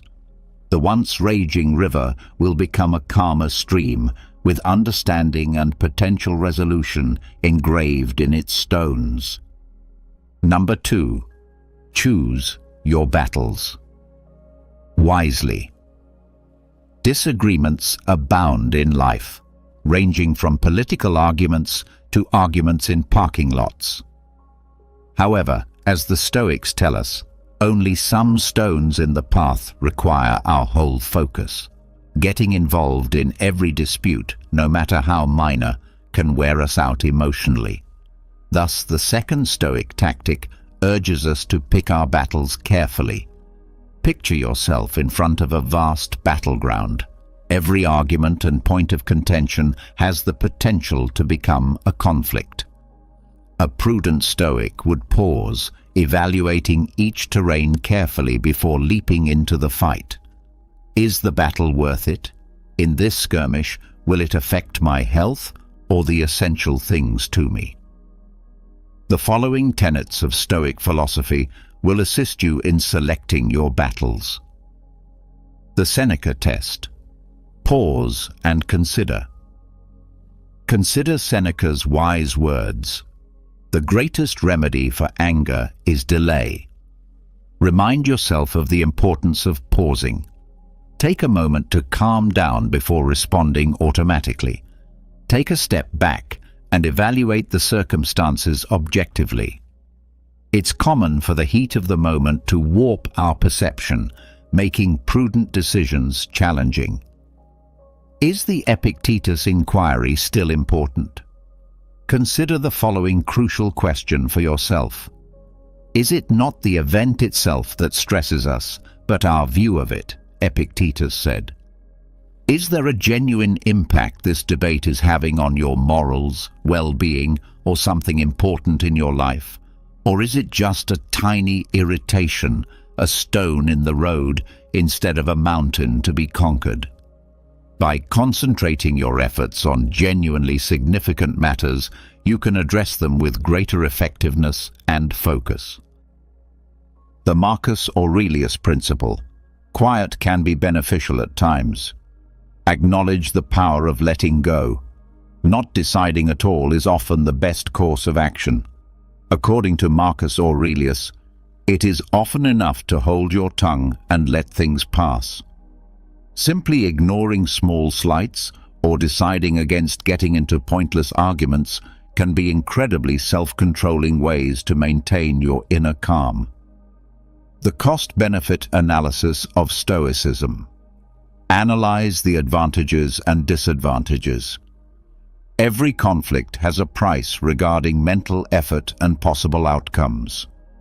Compare the likely emotional costs of losing the disagreement with the potential rewards of winning.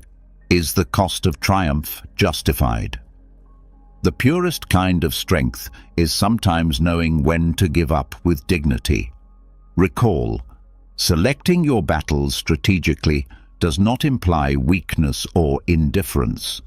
It's about realizing how limited your time and energy are and using them wisely. By applying this Stoic knowledge, you may navigate life's battlefield more focused and save your strength for the moments that matter. Number 3. Speak with calm and clarity. Imagine yourself facing your opponent with your words prepared for war rather than your weapons drawn. However, the Stoic approach emphasizes calm clarity, which opens the door to more constructive discourse. Instead of shouting insults and accusations, this tactic, which draws from the insight of Stoic thinkers such as Seneca, is centered on adequately expressing your demands and concerns to promote understanding and reduce hostility. The following are the main components of communication that draw inspiration from Stoicism. Develop your active listening skills. Go beyond simply waiting to speak.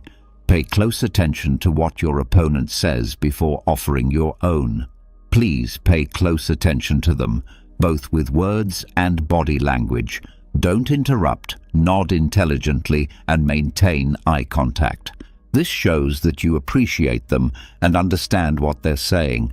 Respect their emotions and validate their experiences. Empathy, not agreement. Respect their feelings and experiences, even if you disagree.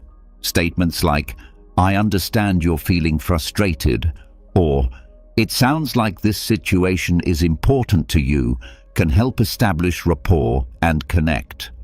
Raise any concerns you may have with I statements. Consider your viewpoint. Instead of placing blame, use I words to communicate your needs and feelings rather than critical you statements. You always do this.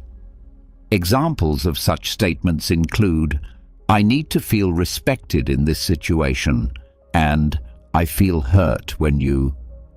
This lessens defensiveness and promotes a more team-oriented approach to problem-solving.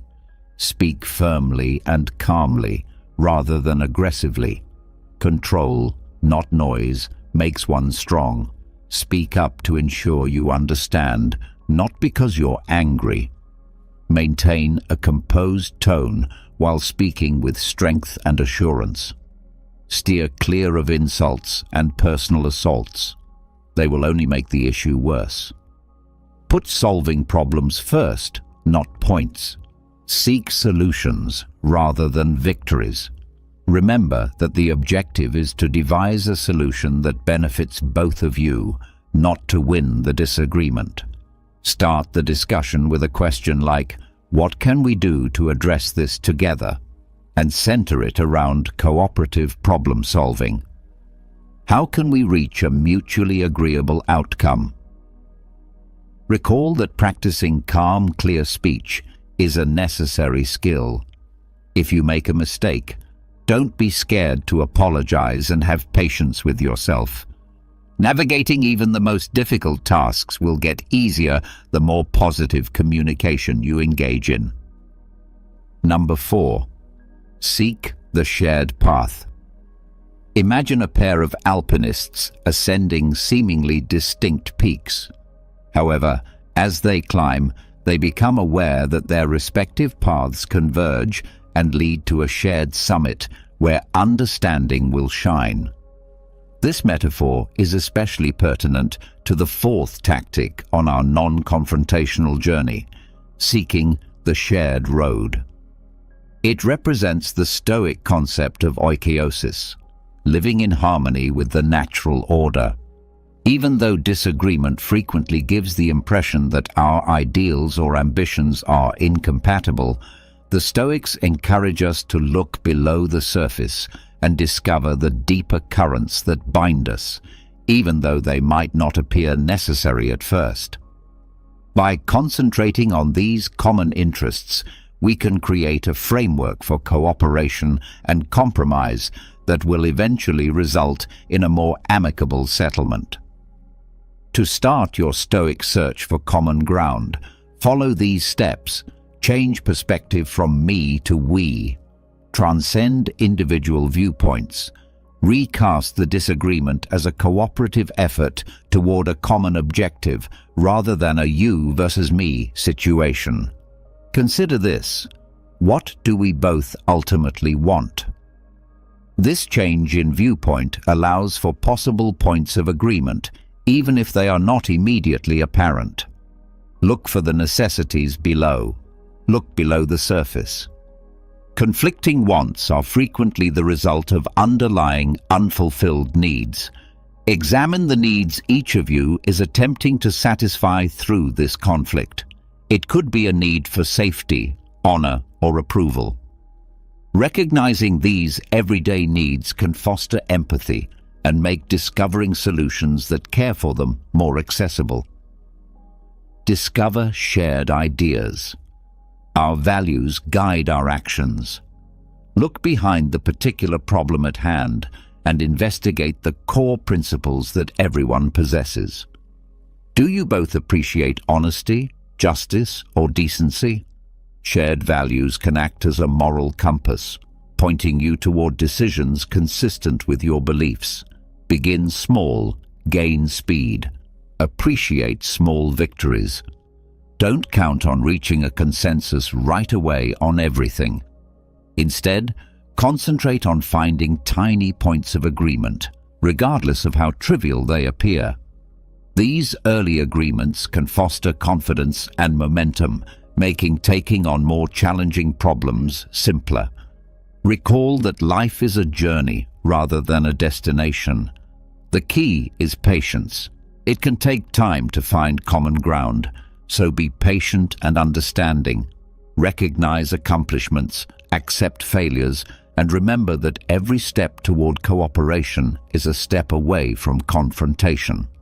You set off on a path beyond simple solutions using this Stoic technique. By seeing the connections between your experiences and laying the groundwork for a more peaceful future, you look for a standard route. Remember that those who ascend together, guided by the light of shared ideals and interests, will reach the height of understanding. Number 5. Appeal to their inner values. Imagine yourself before a massive oak tree, its roots firmly entwined with the soil. It will take more than just raw force to move the oak. On the other hand, a prudent Stoic would be aware of the influence of the elements, such as wind and water, which might subtly nudge something toward its ideals by whispering in its ear. This metaphor exemplifies the Stoic tactic of appealing to inner ideals, a potent instrument for skillfully and peacefully resolving disputes. We direct our attention to the rich soil of their values and ideas rather than taking direct aim at their persona. Understanding and respecting their inner compass can produce solutions consistent with their fundamental beliefs. This will eventually result in more sincere buy-in and long-lasting agreements. To start your Stoic journey towards value-driven persuasion, follow these steps. Expose the value landscape. Develop into a valuable archaeologist by conducting research before formulating your case. What principles do they adhere to? What values direct their behavior? Keep an eye on what they say and do, and note what they affirm, deny, and laud. This facilitates creating a map of their value-scape. By pointing out possible connections, close the value divide. Identify the common theme. Avoid assuming their values are completely at odds with yours. Seek out common ideals, even if they don't seem to fit the circumstances at hand. You both appreciate duty, honesty, and fairness. Finding these common values acts as a link, enabling you to present your case in a way that appeals to them. Talk in their vocabulary. After you clearly understand their values, adjust your message to fit them rather than trying to trick them. Talk in a way that expresses their interests and worries. This is telling your values in a way that is consistent with theirs, creating a sense of common ground rather than compromising your own. Don't just tell, show. Since deeds speak louder than words, show them how your solution embodies their beliefs rather than merely explaining them. Give specific instances, anecdotes, or previous deeds demonstrating how your strategy embodies the essential principles. This strengthens and humanizes your case. Recall that respect is essential. Seek comprehension rather than dominance. Always be respectful and understanding during this process. Recall that your objective is to assist them in finding a solution that addresses your concerns and aligns with their values, rather than to control or exert dominance over them. Using this Stoic technique, you become a competent navigator instead of a warrior brandishing words, leading your adversary to a place they can genuinely believe in. Recall that fundamental transformation arises from resonance with the values that sculpt an individual's identity rather than from coercion. This strategy develops mutual respect and understanding, and in the end, opens the door to advantageous solutions for all parties. Number 6. Using humor wisely in conflict resolution. Imagine yourself walking a tightrope that is stretched over a gaping hole. A mistake can send you into the depths of offense, yet humor can help you stay upright, like a balancing pole. Using humor to resolve conflict is the essence of the sixth Stoic technique, encapsulated in this nuanced metaphor. There is no denying that laughter can reduce tension and foster a more open atmosphere for discussion. A well-timed joke or playful decorum can serve as a pressure release valve, allowing understanding to flourish and letting go of pent-up frustration. The Stoic philosopher Seneca says, "A joke is a fragile thing, and a jest may turn into an insult." We must use comedy with deliberate caution to fully realize its possibilities. Here are some guidelines to help you smoothly navigate the comedic tightrope. Recognize your audience. Only some find the same things funny, so consider your opponent's humor style and personality before you crack a joke. What amuses them? In their opinion, which subjects could be delicate? Be cautious and err on the side of caution while making jokes, because something that plays well with one person may offend another. Seek out silent joy, not horniness. Laughing at, not with. Creating a shared sense of humor is the aim, not using jokes as a tool to make fun of or denigrate your opponent. Humor that belittles oneself is frequently a safer bet, since it demonstrates humility and a readiness to own up to mistakes. The timing is crucial. After reading the room, reread it. Humor can have disastrous results when misused. Before bringing in comedy, assess the situation's emotional intensity. It's better to wait until things have settled down. If the tension is still muscular, maintain calm and kindness. Keep insults and sarcasm at the door. Steer clear of jokes that make light of sensitive subjects, stereotypes, or personal assaults. Recall that building bridges, not burning them, is the aim. Comedy as an instrument, not a crutch. Please don't rely on comedy alone to end the argument. Although humor can be a helpful tool, it shouldn't replace sincere communication or dealing with critical issues. Don't expect it to be the miraculous fix. Use it sparingly to promote openness and lighten the atmosphere. Always err on the side of caution. When in doubt, it's better to avoid jokes entirely. To determine whether they're appropriate, recall that it's simpler to gain trust than to regain it following an error.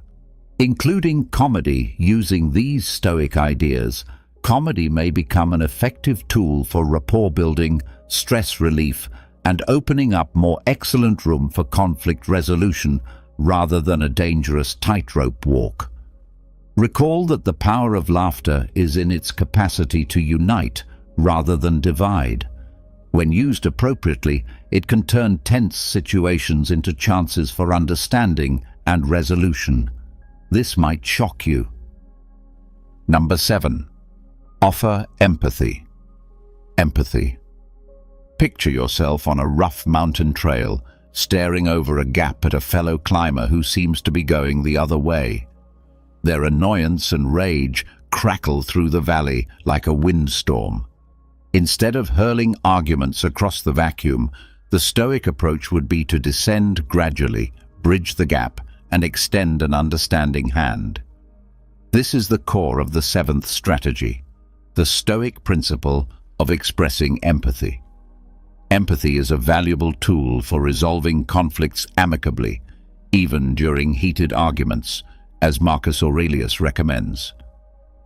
We can create genuine connections and open the door to a more fruitful conversation by acknowledging the other person's sentiments and validating their experiences. Here's how you develop this superpower of Stoicism. Change the perspective from me to them. See the world through their eyes. Try to comprehend the situation from their point of view rather than concentrating just on your own. What life events have influenced their emotions?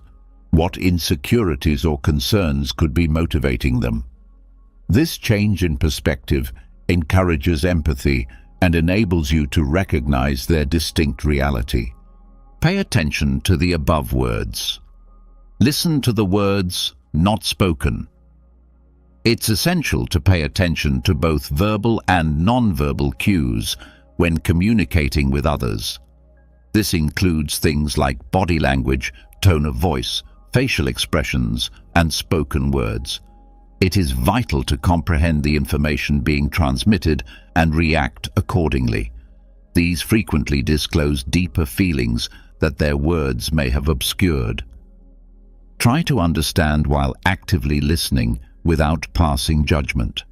Recognize, don't pass judgment. Appreciate their emotions rather than their behavior. Even if you disagree with them, let them know you are aware of and sympathetic to their feelings. I understand why this situation is important to you, or it sounds like you're feeling frustrated, are phrases that can significantly increase trust and decrease defensiveness. Look for the hidden pain.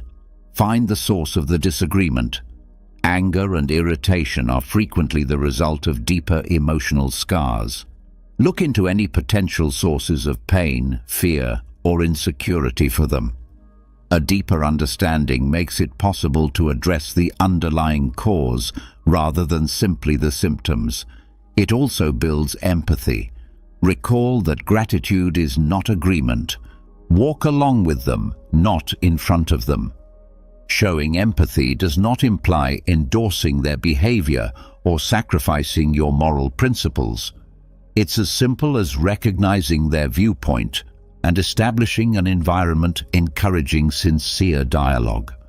You can handle the disagreement with dignity and understanding, even if you disagree. You create a bridge of understanding rather than merely a bridge across an abyss of conflict. When you adopt this Stoic concept of empathy, you put yourself in their position to connect rather than pass judgment. And there's hope for actual resolution in that connection, not only for the here and now, but also for how you deal with each other moving forward. So, come down from the mountain, reach out, and give the gift of empathy. Together, you might be taken on an unexpected excursion. Number 8. Embrace the art of compromise. Imagine yourself before a massive oak tree, its branches obstinately waving in the breeze. It could take a lot of force to get the oak to bend to your will, which could hurt the tree and you. A more prudent strategy that draws from Stoic philosophy is learning the art of compromise, bending and adapting to find a way for the wind and the oak to coexist peacefully. Hard views and absolutes are rarely conducive to successful conflict resolution. Epictetus states, "Seek not to have things happen as you wish, but rather wish them to happen as they do, and you will live a tranquil life." The ability to discover answers that at least partially meet your problems and those of your opponent is a sign of true power. The following is how you can practice this Stoic art. Change me to we. Reframe the conflict as a cooperative endeavor. See the situation as a chance to devise a solution that works for everyone rather than as a rivalry. This change in viewpoint allows for more harmonious results and innovative approaches to problem solving. Identify common objectives. Look for common ground, even if it appears obscure. Examine your shared goals in the long run and see past the current argument. Maybe you both have the same values: fairness, respect, or a productive working environment. Finding these common objectives lays the groundwork for reaching a compromise. Set priorities and have the will to let go. Only some details matter equally. Only some features of the circumstances are worth dying for. Decide what is most important and be prepared to give in on less important things. This enables you to concentrate on identifying answers that deal with your main issues. Determine the win enough or win-win solution. Look for win-win solutions. Instead of focusing on a win for one party, try to find a solution where all parties feel their requirements are understood and somewhat met in the long term. This lessens animosity and promotes a feeling of justice. Recall that life is a journey rather than a destination. Patience and flexibility are key. Compromises are rarely a one-time thing. Be ready to review the agreement if something changes or new information becomes available. A durable compromise requires open communication and a readiness to change. Accepting the Stoic art of compromise keeps your demands and principles intact. Instead, you exhibit strength, adaptability, and a dedication to coming up with solutions that work for everyone. You understand how to live in a dynamic equilibrium condition, not resistance. Like the wind and the oak, which benefits everyone by bringing about a more tranquil and harmonious outcome. Number 9. Seek external aid without shame. Picture yourself tangled up in a thicket of thorns, the branches blocking your path as they twist and twirl. No matter how hard you try, advancement feels unattainable. This aggravation frequently resembles the sense of being trapped in a dispute where communication breaks down and a settlement seems impossible. However, the Stoics remind us that we are not alone, even in these situations. The 9th tactic strongly emphasizes asking for outside assistance as evidence of our dedication to forging a positive course of action rather than as a show of weakness. A mediator or counselor, for example, can serve as an impartial third party to help navigate the complex maze of conflict. Just as a Stoic philosopher leads their students toward knowledge, they can offer a controlled environment for discussion, guaranteeing that each side is heard and valued. Their knowledge can be helpful in breaking through the confusing communication, eliminating the emotional undergrowth. Strong emotions frequently impede our ability to communicate, making it difficult to grasp the viewpoints of others or to explain oneself clearly. By helping to untangle these emotional knots, an impartial third person can foster a more relaxed and productive conversational atmosphere, overcoming the divide and creating a bridge of understanding. Counselors and mediators are educated to recognize and help parties in conflict close their knowledge gaps. They can promote empathy and lessen defensiveness by assisting each party in seeing things from the viewpoint of the other, encouraging fruitful conversations and leading the discussion toward resolution. Competent facilitators can guide the discussion toward constructive problem solving, guaranteeing that all sides can voice their concerns and cooperate to find answers. Offer resources and methods, getting you ready for the journey. Many counselors and mediators have received specialized training in conflict resolution and communication methods. In the long run, they can help you build stronger relationships by providing you with the skills and techniques you need to handle conflicts in the future. Recall that asking for help is a strength, not a sign of weakness, but of wisdom. According to Stoic philosophy, asking for assistance is a display of wisdom rather than weakness. It shows that you are dedicated to developing a solution that works for everyone and are prepared to invest in your development and the partnership's success. By enlisting outside assistance, you can benefit from the knowledge and expertise of others, allowing you and your opponent to successfully negotiate the complex maze of disputes and arrive at a peaceful and constructive conclusion. Recall that occasionally receiving assistance can brighten the way ahead and remind you that you are not alone, even in the most trying circumstances. Number 10. Forgiveness. Imagine yourself fastened to a massive rock, its mass pulling you downward while its jagged edges pierce your flesh. This weight, which keeps you stuck in the past and makes it difficult for you to go on, is the weight of resentment and unforgiveness. Forgiveness, a gift to oneself, is a potent tool the Stoic philosophy offers for releasing these bonds. Neither the past nor the other person's behavior is justified by forgiveness. We are reminded by Seneca that he who is revengeful lives with a wound always open. Instead, forgiveness is a deliberate decision to let go of the hurt feelings that keep you stuck so you can go on with more clarity and peace of mind. Here's how to start this self-liberating Stoic journey. Turn the attention from them to you. Acknowledge the effect on your health. More harm results from holding on to anger and resentment than from the other person. It drains your vitality, impairs your judgment, and makes it more difficult for you to be happy and at peace. You can take back control of your mental condition and put your well-being first when you choose forgiveness. Recognize the influence of perspective. Examine the circumstances more broadly. Forgiveness occasionally necessitates comprehending the background and intentions of the other person.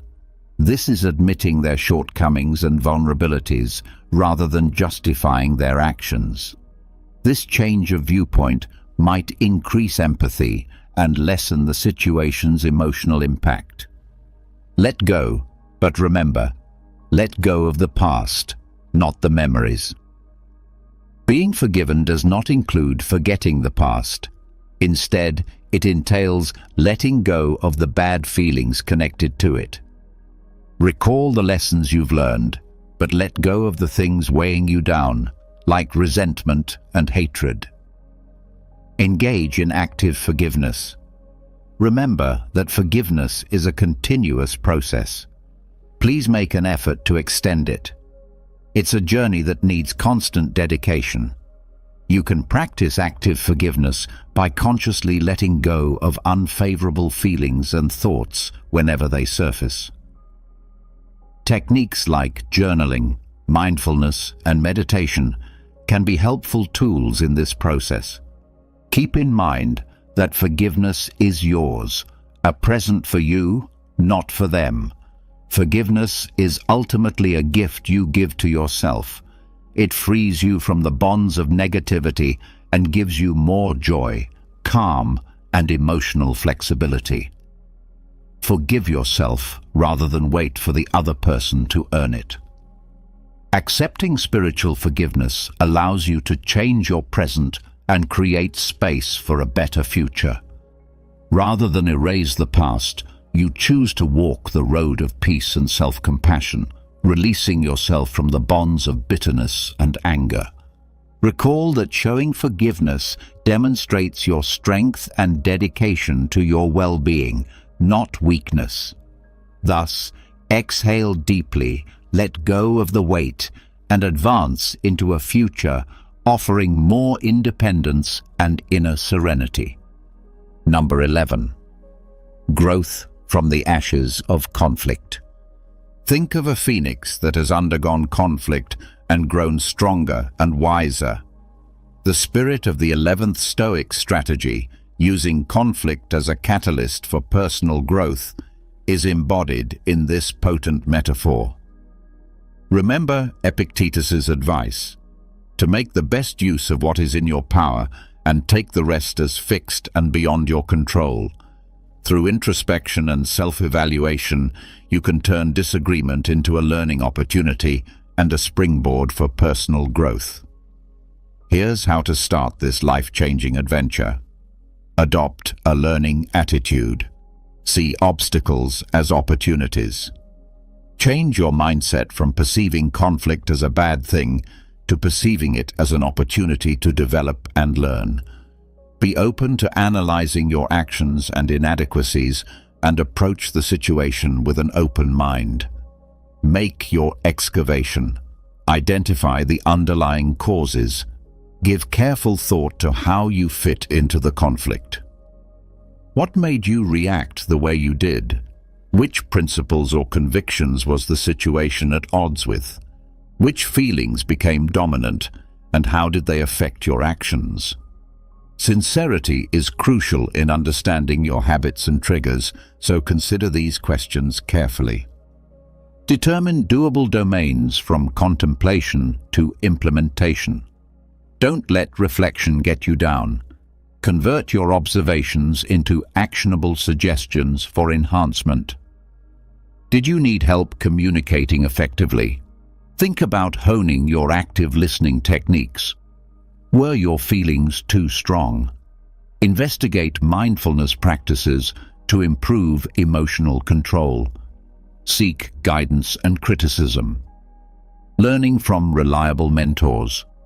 Look for a loyal friend, therapist, or mentor who can encourage your personal development and provide unbiased input.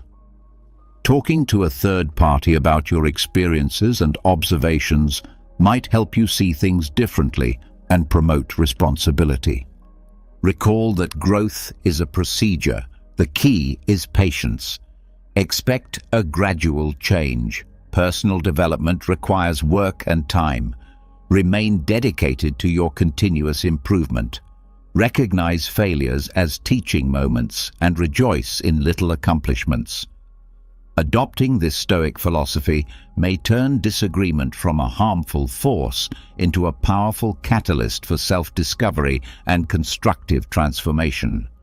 You are restored from the ashes and emerge from them more robust, wiser, and prepared to face obstacles head-on with poise and grit. Recall that you can learn and develop, and that even the most trying circumstances can serve as stepping stones to becoming the finest version of yourself. Number 12. Setting boundaries. Picture yourself with the waves gently crashing at your feet as you stand on a spotless beach. But hold on, someone is invading your personal space and upsetting you. Setting boundaries and defending your well-being and inner serenity are potent tools the 12th Stoic technique offers in this scenario, symbolizing the delicate balance of navigating interactions. It is not the event itself that troubles us, but our view of it. Epictetus reminds us, although we have no control over what others do, we influence how we react. By defining what we will and won't tolerate, we may safeguard ourselves against negativity and promote happier relationships by establishing clear boundaries. Here's how to apply this Stoic idea here in practice. Understand your inner guidance. Determine your requirements and values. Consider what matters most before establishing boundaries. Which actions are consistent with your values? Which behaviors make you feel low on energy or violate your personal space? Establishing these internal limits lays the groundwork for effective communication. Communicate respectfully and clearly. Words, not walls. Steer clear of ambiguous statements and passive-aggressive behavior. Use I phrases to assertively and directly communicate your boundaries while concentrating on your wants and feelings. Recall that cultivating cooperation and understanding requires polite communication. The secret is consistency. Consistency is vital. Once you set boundaries, be steadfast, like a lighthouse. Never give in to guilt or avoid conflict by making exceptions. You gain respect from others and show yourself respect by sticking to your boundaries. Get ready for opposition. Recognize that not everyone will be amenable to your boundaries. Prepare yourself for possible resistance by politely restating your position and stressing how important it is to honor your requirements. Recall that boundaries give you power. Self-care is the key to freedom. Establishing limits is necessary to safeguard your mental and emotional health, not to be selfish. You can set an environment where you can grow by protecting your space and energy, which aligns with Seneca's goal of living with a cheerful heart and a grateful attitude. Adopting this Stoic idea creates a lighthouse that leads you and others to more respect, transparent communication, and eventually happier and more satisfying relationships. Instead of building walls, recall that creating boundaries gives you the power to live a life full of inner freedom, respect, and tranquility. It's an act of self-love. Number 13. Remember, you control your reactions. Imagine yourself in a violent storm with the waves smashing around you and the wind ripping. Although the storm's wrath is beyond your control, you can choose to handle it. This potent analogy captures the spirit of the 13th Stoic tactic: to remember that you are in charge of your responses and not the events around you. The Stoics remind us that real strength comes from dominating our inner world rather than exerting force over the outside world. Epictetus states, "It is a shame for the soul to depend on the body for satisfaction." We gain inner calm despite life's storms by concentrating on our reactions, which we can control. Here's how you develop this superpower of Stoicism. Determine what triggers you. Recognize your emotional terrain. Think briefly about the circumstances or activities that usually make you feel bad. Are there some phrases, people, or situations that get under your skin? The first step in controlling these triggers is acknowledging them. Take a moment to breathe. Make room between the stimulus and the response. Decide to wait before acting on impulse. Inhale deeply and give yourself space to observe and evaluate the circumstances quietly. This gives you room to make deliberate decisions and keeps your emotions from controlling what you do. Shift your viewpoint. Change the perspective, not the facts. Our reactions are frequently influenced more by how we interpret situations than their actual occurrence. Examine other viewpoints and confront your automatic beliefs. Can this situation be solved?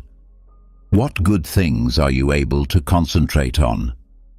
Select your reaction carefully. React. Don't overreact. After you've collected yourself and adjusted your viewpoint, consider your options carefully before responding. Does it help you to react with rage or frustration? Would being composed and aggressive work better? Recall that you can exacerbate or de-escalate the situation depending on how you respond.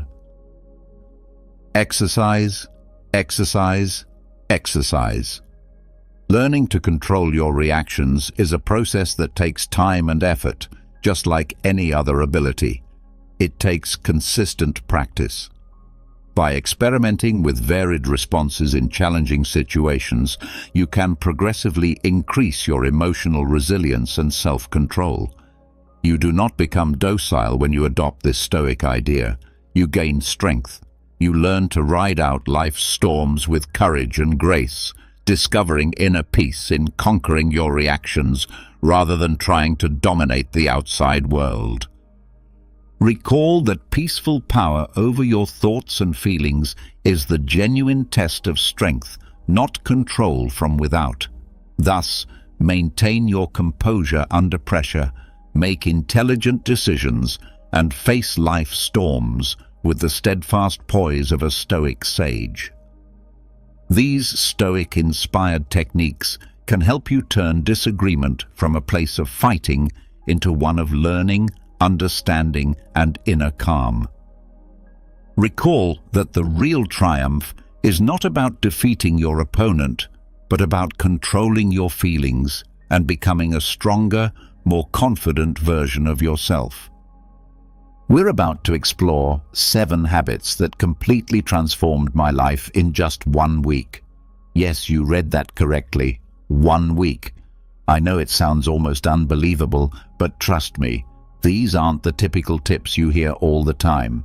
These are real, honest habits that I personally incorporated into my daily routine.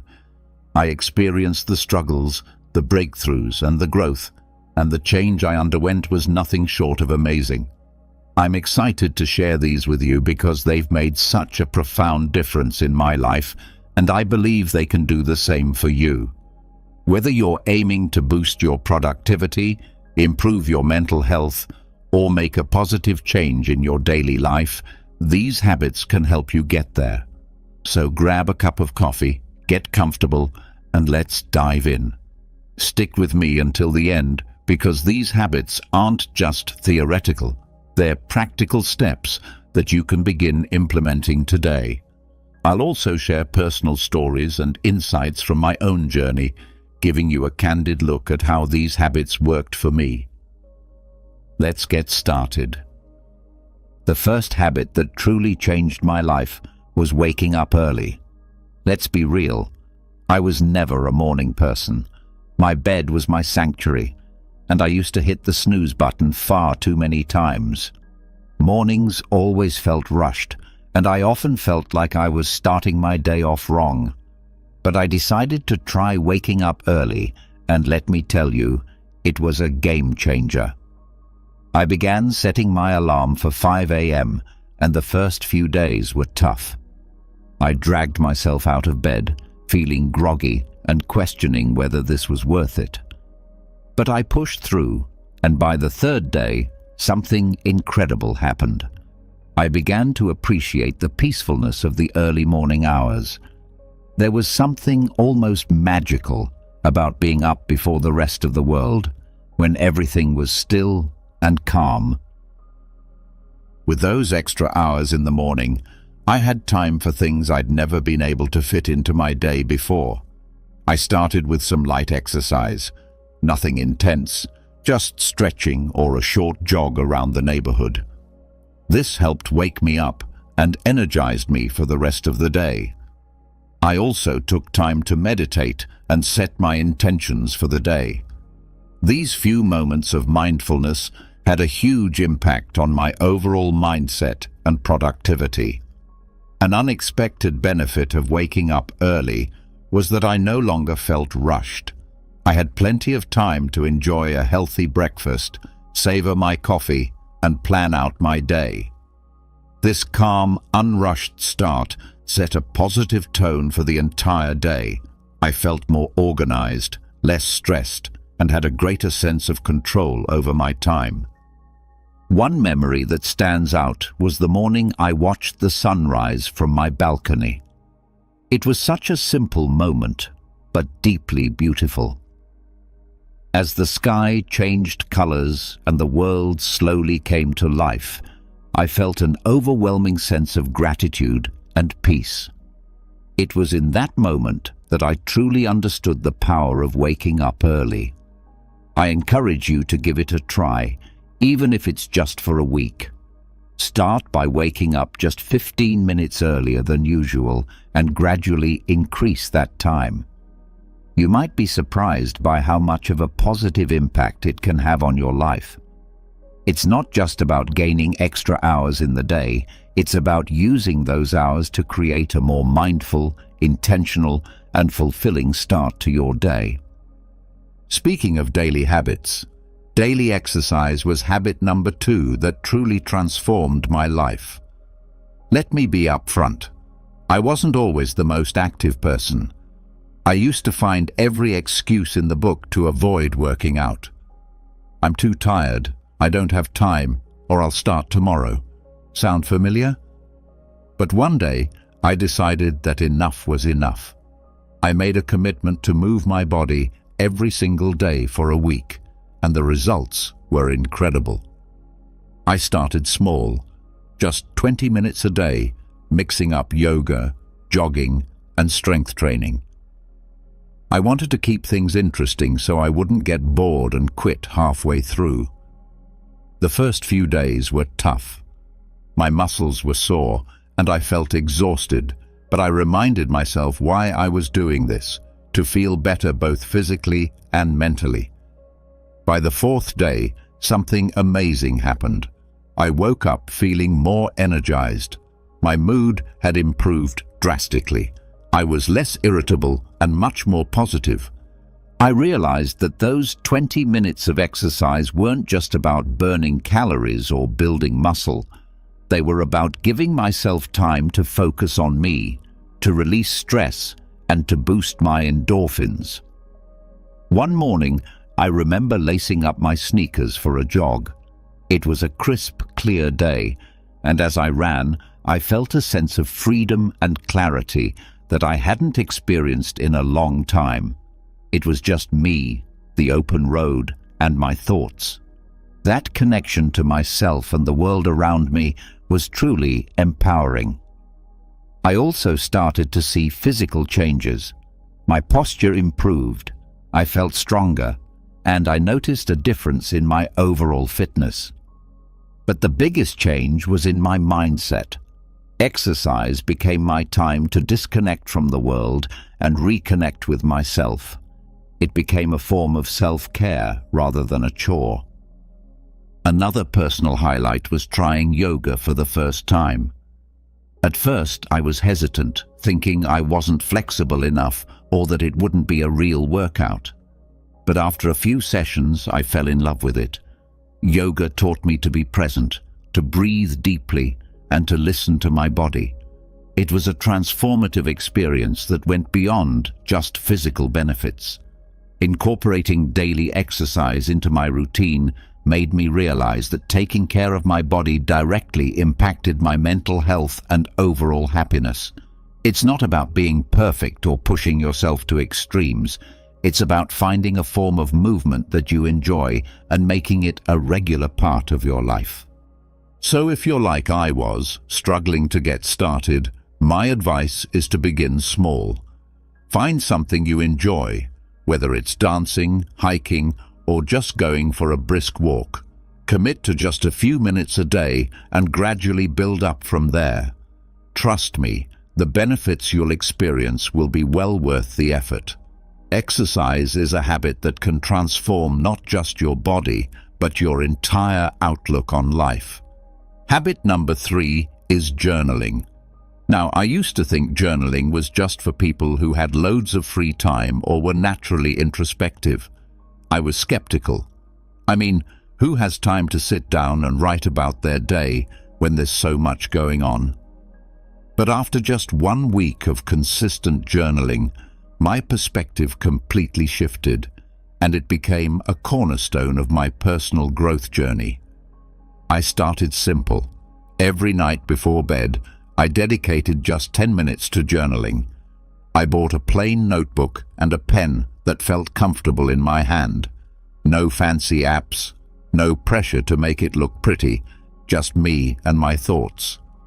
The first night I sat down to write, I didn't know where to begin. But as I kept writing, I found that I was not only reflecting on my day, but also gaining insights into myself, my thoughts, and my emotions. It became an important practice that helped me process my day, focus on gratitude, and set intentions for the future. The first night, I stared at the blank page, unsure of what to write.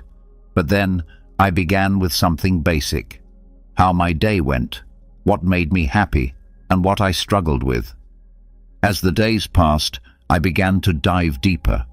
I wrote about my goals, my fears, my dreams, and even my insecurities. It felt like having a conversation with myself, and that's when the magic happened. I started to notice patterns in my thoughts and behaviors. I realized that some of the things I worried about were completely out of my control, while others were areas where I could take actionable steps. One night, I wrote about a particularly stressful day at work. By putting my thoughts on paper, I was able to process my emotions better. I wrote about what specifically stressed me out, how it made me feel, and what I could do differently next time. This simple act of reflection helped me gain clarity and feel more in control of my emotions. Another powerful aspect of journaling was tracking my progress. I noted down small victories and milestones, no matter how minor they seemed. Looking back at these entries filled me with a sense of accomplishment and motivated me to keep pushing forward. For example, I wrote about a presentation I was nervous about and how I prepared for it. Seeing my preparation process and the positive outcome documented in my journal was incredibly encouraging. I also started a gratitude section in my journal. Every day, I wrote down 3 things I was grateful for.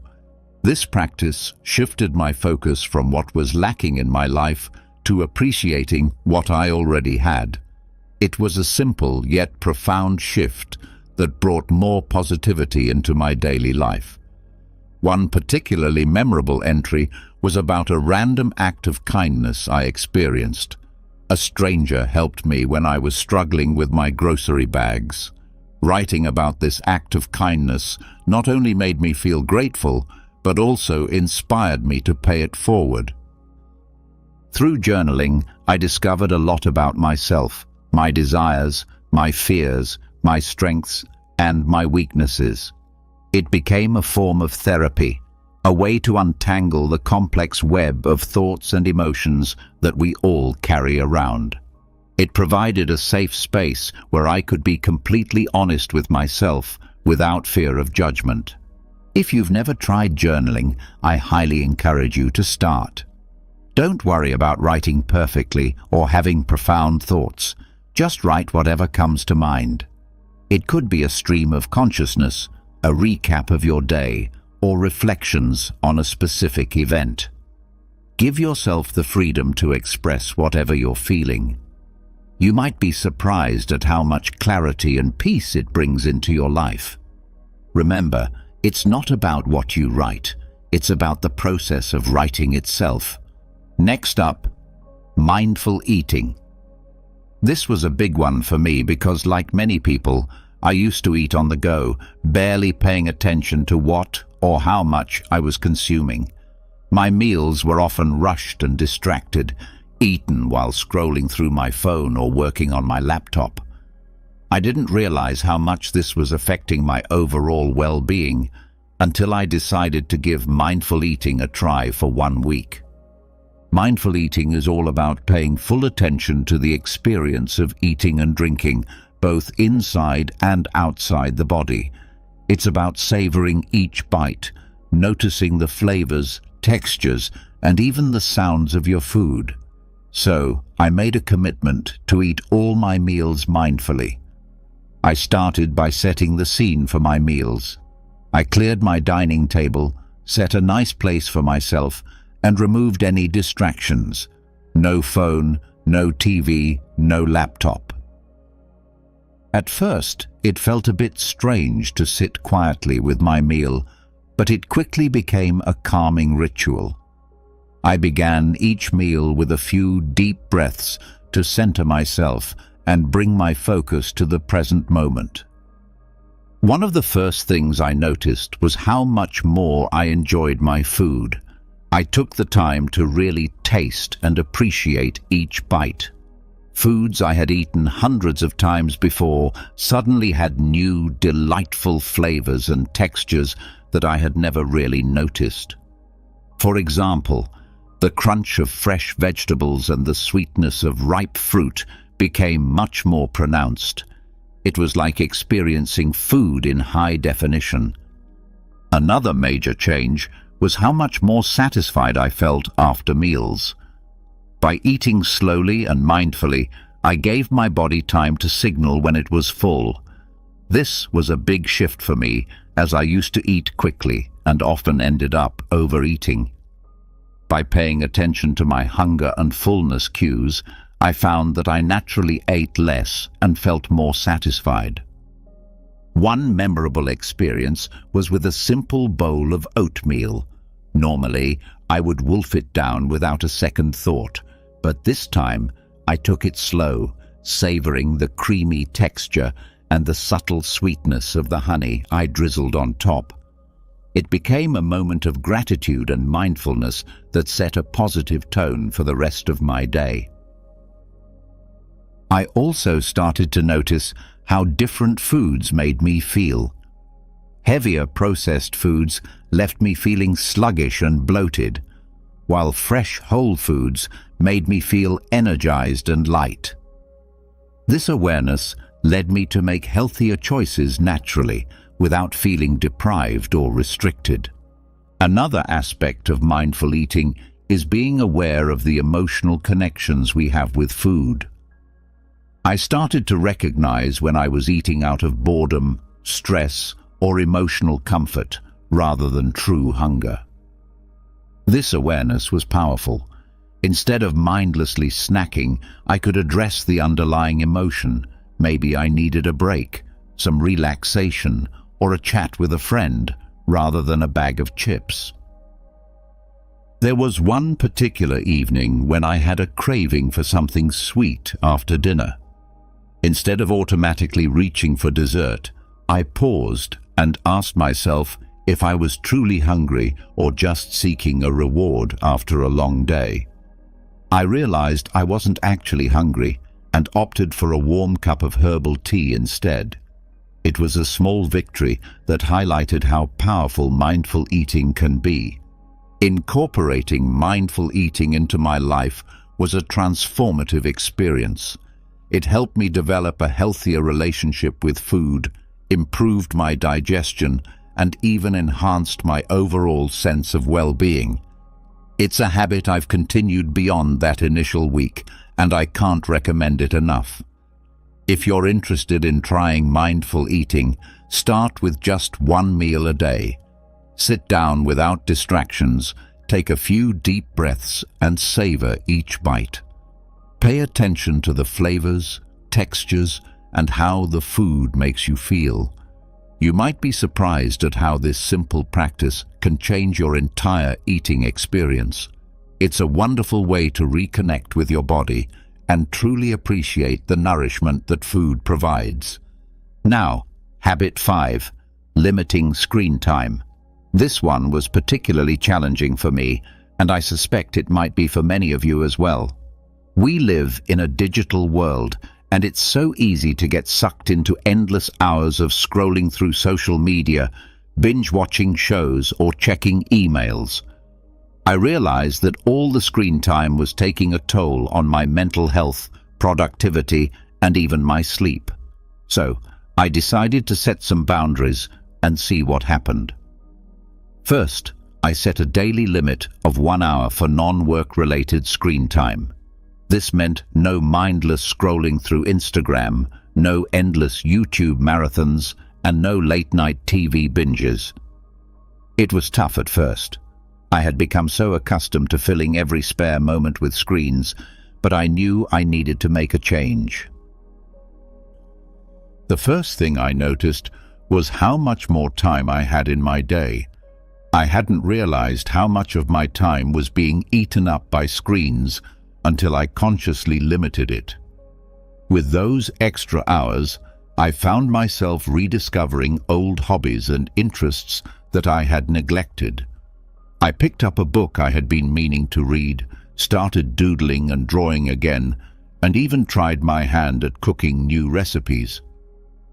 One evening, instead of watching TV after dinner, I decided to take a walk in the park.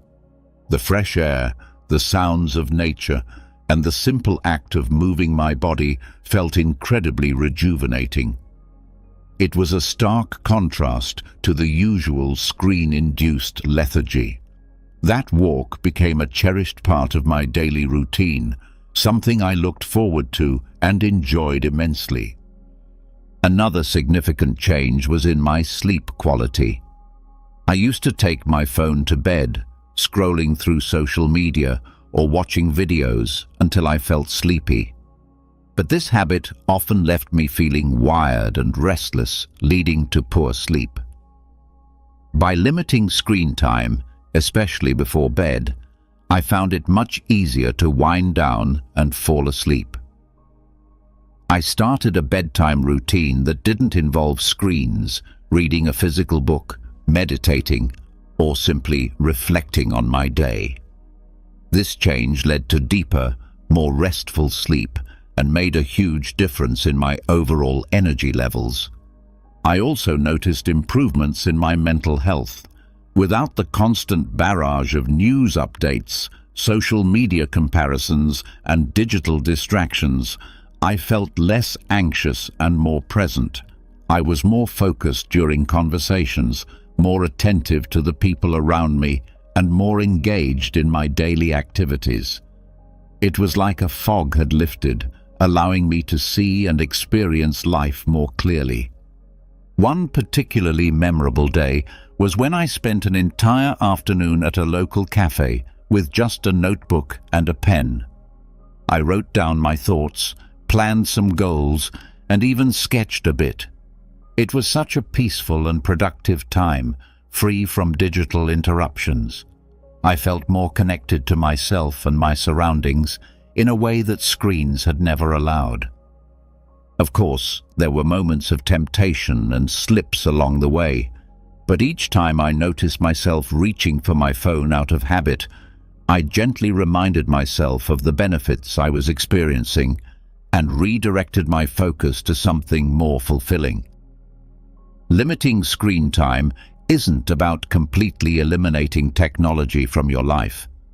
It's about creating a healthier balance and being more intentional with your time.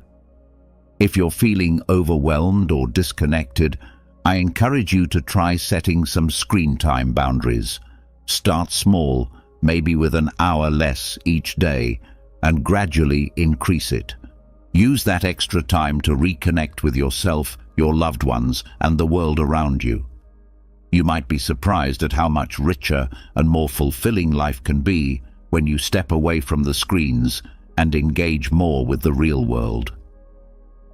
All right, everyone. That wraps up our journey through the 7 habits that dramatically changed my life in just 1 week.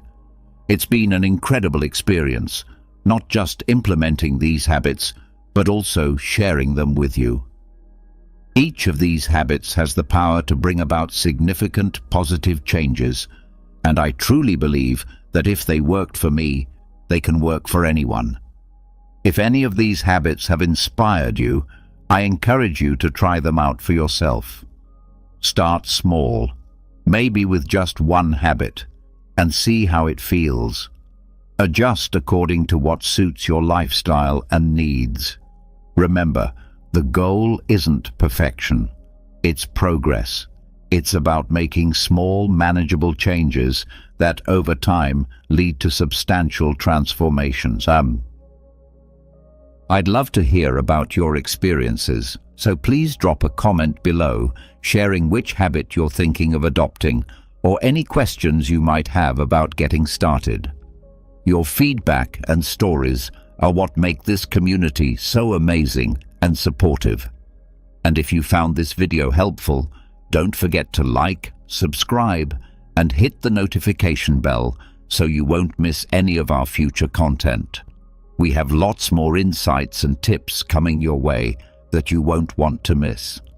Sharing this video with friends or family who might benefit from these habits could also make a huge difference in their lives. Thank you so much for watching, and remember, small changes lead to big results. Let's keep growing, keep evolving, and turn our everyday routines into powerful moments of self-improvement. Let's get real. Most people are too afraid to tell you to your face that they don't like you. Instead, they hide behind fake smiles, hollow compliments, and forced politeness. I've been there too, thinking someone was a friend, only to find out they were secretly hoping for my downfall. It's brutal, but here's the truth.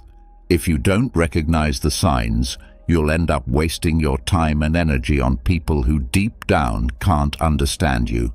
So, let's cut through the BS and talk about the signs that someone dislikes you but is hiding it. You might not like what you hear, but it's better to face the truth than live in denial. 1. They're always joking about your flaws. We all know that one person who loves to joke, especially when the joke is at your expense. They'll pick at your quirks, mistakes, and imperfections, always with a smile saying, "I'm just messing with you." At first it seems harmless, but let's be honest. These jokes are often more than just playful banter. They're calculated digs cleverly disguised as humor, meant to chip away at your self-esteem bit by bit. I remember a time when I was close to someone who always had something to say about me, how I dressed, the way I spoke, even the projects I was working on. At first, I laughed it off, thinking it was all in good fun. But over time, I noticed a pattern. The jokes were always aimed at my perceived weaknesses, never at my strengths. It wasn't long before I started second-guessing myself, wondering if maybe I was the problem. Here's where the controversy kicks in. People who consistently joke about your flaws aren't doing it out of affection. They're testing the waters to see how much disrespect you'll tolerate. It's a subtle form of manipulation, a way for them to assert dominance while keeping you in your place. They're telling you, in no uncertain terms, that you're beneath them. The most insidious part is that they get away with it because we've been conditioned to believe that if we can't take a joke, we're the ones with the problem. But let's flip that script. I'm here to tell you that there's nothing wrong with standing up for yourself when a joke crosses the line. In fact, it's essential. You deserve to be around people who lift you up, not those who knock you down for a cheap laugh. True friends don't need to point out your flaws to feel better about themselves. They celebrate your strengths and help you work through your weaknesses without making you the butt of the joke. I've seen it happen time and again. People who let these kinds of jokes slide, thinking it's easier to keep the peace than make waves. But here's the deep truth. Allowing others to disrespect you, even in jest, is a slippery slope. It starts with small comments, but over time those jokes can wear you down, making you question your worth. The more you allow it, the more they'll push until you're left doubting yourself, all because you didn't want to seem too sensitive. I had to learn this lesson the hard way. I realized that by laughing along, I was giving them permission to keep going. I was complicit in my own disrespect. It wasn't until I started setting boundaries and standing up for myself that I noticed a change, not only in how they treated me, but in how I began to see myself. I stopped allowing their words to define me and started taking control of my own story. Here's my advice. The next time someone makes a joke at your expense, don't just brush it off. Ask yourself, is this really funny, or is there something deeper going on here? If it's the latter, don't be afraid to call them out. It might feel uncomfortable, and it might even end the friendship. But your self-respect is worth more than someone else's misguided attempt at humor. Life is too short to be surrounded by people who don't value you. If their version of friendship is constantly putting you down, it's time to seek out new friends. True friends don't need to bring you down to feel good about themselves. So, stand tall, speak up, and never let anyone reduce you to a punchline. 2. They give compliments that feel like insults. We've all experienced it. Someone offers you a compliment, but instead of feeling uplifted, you're left with a bitter taste, like you've been slapped with a velvet glove. It's the kind of compliment that makes you pause and wonder, was that really a compliment or an insult? And here's the harsh truth. Often, it's a mix of both. These backhanded compliments are a subtle tactic used to undermine you while pretending to be kind. I remember a time when I was proud of a big project I had worked on. After putting in countless hours of effort, I finally shared it with a group of colleagues. One of them, someone I thought had my back, said with a smile, "Wow, this is actually pretty good for someone like you." At first, I was stunned. On the surface, it seemed like a compliment, but those last words, "for someone like you," hit me like a ton of bricks. What did that even mean? Was I not expected to do good work? Here's the problem. These so-called compliments aren't meant to lift you up. They're a way to keep you in your place.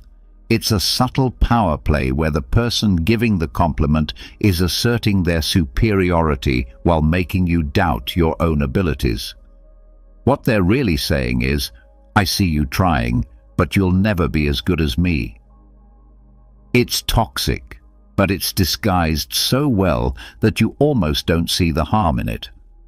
Let's face it, people who give backhanded compliments are often insecure themselves. They see your strengths and potential, and it intimidates them. So, they throw in these little digs to keep you questioning yourself, making sure you don't surpass them. It's like they're giving you a pat on the back with one hand while holding you down with the other. And here's where it gets even more complicated. We've all done this at some point, not always on purpose, but we've allowed our own insecurities to slip into a compliment that serves to remind someone of their place. But here's the important lesson. You don't have to accept these disguised jabs. You have the power to recognize them for what they are, a reflection of their own insecurities, not a measure of your worth. When someone says, "You're smarter than you look," or "This is good considering you're new at this," don't just take it. Call them out on it, even if it feels awkward. Because if you don't speak up, you allow others to control how you view yourself, and that's a power you should never give away. Over time, I learned to recognize these backhanded compliments for what they truly are, reflections of someone else's insecurities. When you see them this way, they lose their sting. Instead of taking it personally, you can almost laugh it off, because their words reveal more about them than about you. Now, when I receive a backhanded compliment, I don't just let it pass. I'll respond with something like, "Thanks, but what do you mean by that?" This forces them to face the insult hidden in their words, and it often catches them off guard. They suddenly realize you're not falling for their game, and it's incredible how quickly their attitude shifts. The key takeaway: don't let anyone's subtle negativity define who you are. Whether it's a well-meaning friend, a jealous colleague, or even a family member, your worth is never up for debate. Compliments should elevate you, not bring you down. If their words make you doubt yourself, it's time to question their intentions. Life's too short to waste on people who can't celebrate your successes genuinely. Surround yourself with those who see your value and are willing to remind you of it without hidden agendas. 3. They subtly exclude you from plans. It's often the small things that hurt the most, like realizing your so-called friends accidentally forgot to invite you to an event, dinner, or weekend getaway. They'll say it was an oversight, a last-minute thing, or worse, assume you were too busy anyway. But let's be real, these aren't accidents. This is a form of social exclusion, and it's a clear sign that you're not as valued as you think. I've been there too many times. I remember checking my phone one weekend and seeing pictures of friends enjoying an event I would have loved to attend. The kicker? Not a single person mentioned it to me beforehand. When I brought it up later, they had all kinds of excuses. "We thought you were busy," or "it was a last-minute plan." But deep down, I knew the truth. If they really wanted me there, they would have made sure I knew about it. Here's where it gets tricky. This type of exclusion isn't just thoughtless, it's intentional. It's a way of sending a message without saying anything directly. They don't want you there, but don't have the courage to say it. Instead, they hope you'll quietly fade out of the group without making a fuss. It's passive-aggressive and cowardly, but unfortunately, it's also all too common. People rarely talk about this because it's easier to pretend it's not happening. It's easier to convince yourself it was just a mistake, rather than face the painful reality that you're being pushed out. But here's the thing. If you keep accepting these excuses, you're giving them the power to continue excluding you. You're letting them decide your place in their lives, rather than taking control of your own story. I had to learn this the hard way. For a while I kept quiet, hoping I'd be included next time. But then I realized that by staying silent, I was allowing myself to be treated as an afterthought. So I did something bold. I began confronting them about it. I'd ask, "Hey, I saw you all went out last weekend. Why didn't anyone invite me?" It wasn't easy, and it definitely created some tension, but it forced them to face their behavior. And the result? The dynamics shifted. Some became defensive, while others tried to make amends. But the message was clear. I wasn't going to let them exclude me without standing up for myself. Here's the important lesson. If people truly value you, they'll make the effort to include you, no matter how last minute the plans may be. If they don't, then it's time to reassess the worth of those relationships. You deserve to be surrounded by people who don't make you feel like you're always chasing their approval or attention. Real friends don't forget to invite you. They make sure you're there because they genuinely enjoy your company. So, if you find yourself being subtly excluded from plans, don't just let it slide. Confront the issue, ask the tough questions, and be ready for answers, even if they're not what you want to hear. Because in the end, it's better to know where you stand than to keep wondering why you keep getting left out. And remember, you're not a backup option. You're a priority. Surround yourself with people who treat you as one. 4. They're busy, but only when it's you. We've all heard the excuse, "I'm so busy these days, sorry I can't hang out." It's the perfect excuse. Who isn't busy? But what happens when a pattern emerges? They're always free for others, posting pictures from outings, catching up with mutual friends. Yet when it's your turn, they're suddenly swamped. Here's the reality. They're not too busy. They're just too busy for you. I've experienced this frustration more than I care to admit. I remember reaching out to a close friend, trying to set up time to catch up. Every time I suggested something, they had an excuse. "I'm working late.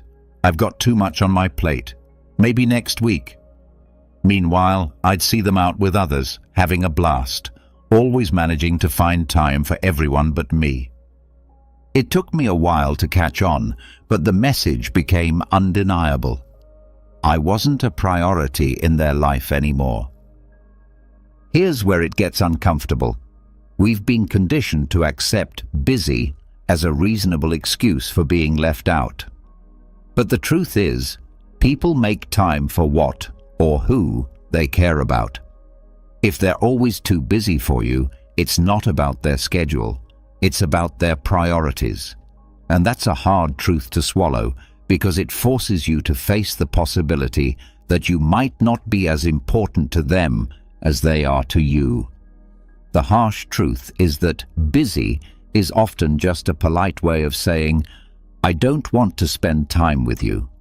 It's easier for them to blame it on their schedule than to admit they're choosing not to include you in their life. It's a passive-aggressive way of keeping you at a distance without confronting the reality of the situation. They want to keep you on standby, just in case, without actually investing in the relationship. I've been on both sides of this, sometimes making excuses because I didn't know how to tell someone I'd outgrown the friendship. But being on the receiving end taught me a powerful lesson. It's always better to be honest, even if it's uncomfortable, than to string someone along with excuses.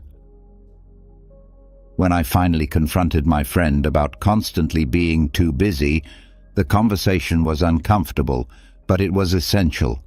It gave me the clarity I needed to move forward and invest my time and energy into relationships where I was truly valued. The underlying message here is that your time and energy are valuable. Don't waste them on people who make no effort to prioritize you. If someone is always too busy for you, it's time to reassess the relationship.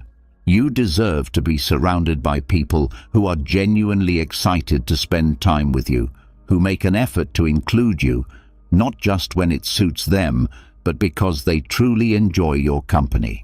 It's important to recognize that people change, and so do relationships. Sometimes we hold on to people out of habit, nostalgia, or the fear of being alone, even when they have clearly moved on. But there's strength in letting go and acknowledging that you deserve more than someone's leftover time. It's not about being demanding or needy. It's about valuing yourself enough to walk away from those who don't value you. 5. They avoid physical contact like the plague. Let's address the elephant in the room, physical contact, or rather, the lack of it. We're not just talking about romantic relationships here. Physical contact is a fundamental human interaction, a way of connecting and building trust. So, what does it mean when someone goes out of their way to avoid even the simplest touch? The answer isn't pleasant. They are sending a clear signal that they are uncomfortable around you, and it's important to pay attention.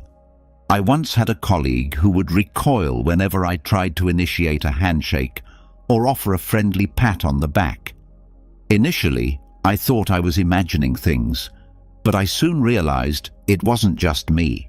They were warm and tactile with everyone else, but with me, it felt like I had the plague.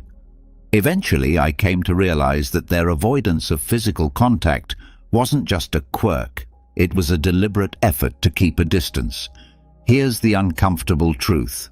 Physical contact is an essential part of human connection. When someone consistently avoids it, they are communicating a lack of comfort or connection. Sure, some people aren't touchy-feely, and that's fine. But when it's selective, when they're happy to hug others but stiffen up around you, it's a red flag that something isn't right. They may not explicitly dislike you, but their body language says otherwise. We've all been there, both on the giving and receiving end. Maybe you've avoided a handshake or pulled back when someone got too close because you weren't feeling the vibe. Or maybe you've been left wondering why someone always seems to flinch when you're around. It's awkward, uncomfortable, and often a sign that the relationship isn't as strong as you thought. But here's the deeper truth. Physical contact is how we express trust, warmth, and empathy. When someone avoids it with you, they are not just avoiding touch, they're avoiding intimacy, vulnerability, and closeness. They are keeping you at arm's length, both literally and figuratively. This is a clear indication that something is off in the relationship. I've learned to pay attention to these subtle signs, even when it's difficult to accept what they mean. There was a time when I dismissed the signs, convincing myself that someone's reluctance to get close was simply a personality trait. However, the more I reflected on it, the more I realized that it was about me and the nature of our relationship. When I finally addressed the issue, it led to some tough conversations, and in some cases, the end of the relationship. But ultimately, it freed me from the frustration of wondering why things felt off. The deep message: don't ignore the signs. When someone avoids physical contact with you, it's more than just a preference. It's a reflection of their comfort level and connection with you. If you start noticing this pattern, don't hesitate to bring it up. It could lead to a deeper understanding or reveal that the relationship isn't as strong as you thought. In either case, it's better to face the truth than to live in denial. You deserve relationships where physical contact isn't something to be avoided, but something that happens naturally and comfortably. Whether it's a friendly hug, a handshake, or simply sitting close without feeling awkward, these small gestures are crucial for building trust and connection. If someone consistently avoids them, it's a sign that something is wrong. Don't be afraid to ask the difficult questions, and if necessary, make tough decisions. Life is too short to be surrounded by people who keep you at a distance, both literally and figuratively. 6. They disappear when you need support. Let's face it, nothing truly reveals the nature of a relationship like a crisis. When times get tough, you find out who your real friends are. So, what does it say about someone when they disappear just when you need them most? It's not just flakiness. It's a glaring sign that they're not as invested in you as you might have thought. I learned this the hard way during a particularly challenging time in my life. I was dealing with a major personal issue that deeply affected me. Naturally, I turned to the people I considered close friends, hoping for some support, even if it was just a simple text or call. But instead, I got silence. The people I thought would be there for me suddenly had every excuse in the book. I'm swamped at work. Sorry, I'm really busy right now. I'll check in later. Spoiler alert, they never did. Here's the controversial part. Many people love to say they'll always be there for you, but when the going gets tough, they're only around for the good times. They'll celebrate with you, enjoy the highs, and laugh with you. But when things get serious, they vanish. It's easier for them to ghost you than to face your pain or discomfort. The reality is, they don't care enough to be there when it matters. Let's be honest, true support isn't about convenience. It's about being there when it's hard, when it's uncomfortable, and when you'd rather not. The people who disappear when you need them most aren't just inconsiderate. They're showing you exactly where you stand in their life. They're saying, without words, your problems aren't worth my time. I remember feeling completely heartbroken when I realized that the people I had been there for during their breakups, family struggles, and career setbacks couldn't be bothered to return the favor. It was a painful wake-up call, but also a valuable lesson. Nothing reveals the true nature of a relationship like a crisis. When things get tough, you find out who your real friends are. So what does it say about someone when they vanish the moment you need them most? It's not just a sign of flakiness, it's a neon warning that they're not as invested in you as you might have thought. I learned this the hard way during a particularly rough patch in my life. I was facing a major personal issue that really shook me to my core. Naturally, I turned to the people I considered close friends, expecting some level of support, even if it was just a text or a quick call. But guess what? Crickets. The people I thought would be there for me suddenly had every excuse in the book. I'm so swamped at work. Sorry, I'm really busy right now. I'll check in with you later. Spoiler alert, they never did. The controversial truth. People love to talk about how they'll always be there for you, but when push comes to shove, many of them are only around for the good times. They'll party with you, laugh with you, and enjoy the high points of your life. But the minute things get real, they're nowhere to be found. It's easier for them to ghost you than to deal with your pain or discomfort. Deep down, they don't care enough to be there when it counts.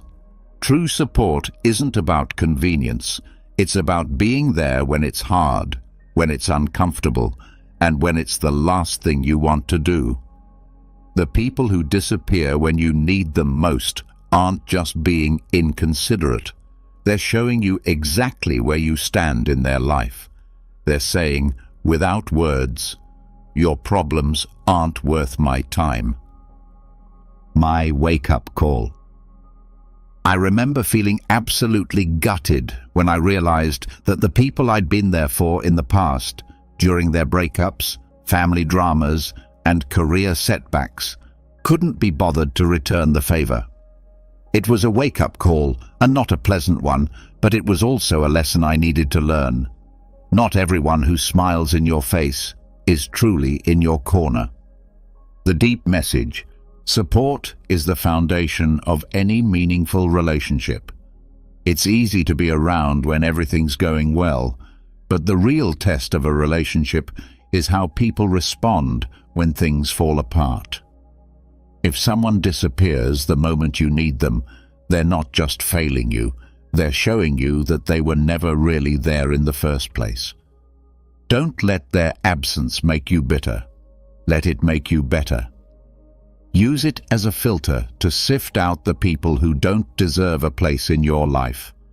The ones who stick around, check in, and show up, even when it's inconvenient, those are the people who truly matter.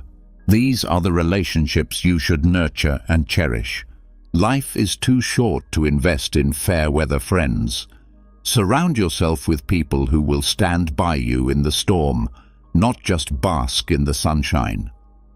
When you find those rare individuals who stick around when the chips are down, you've found something worth holding on to. And as for those who disappear, let them go. They've already shown you their true colors. 7. They gossip about you behind your back. Gossip is the social poison that spreads faster than wildfire and can burn down relationships in an instant. The thing about gossip is that it's never as innocent as people often make it out to be. When someone you consider a friend talks behind your back, they aren't just sharing a harmless story. They're actively sabotaging your trust, your reputation, and your relationship. Let's be real. When someone gossips about you, it's a clear sign that they don't respect you, no matter how friendly they act in person. I've been the subject of gossip before, and let me tell you, it's one of the most gut-wrenching experiences. There was a time when I confided in someone I thought was a close friend about a personal issue. I trusted them to keep it between us, to unload some of the weight I was carrying. But within days, details of that conversation started circulating, twisted and exaggerated. It was like a game of telephone, but instead of the message getting lost, it was being weaponized against me.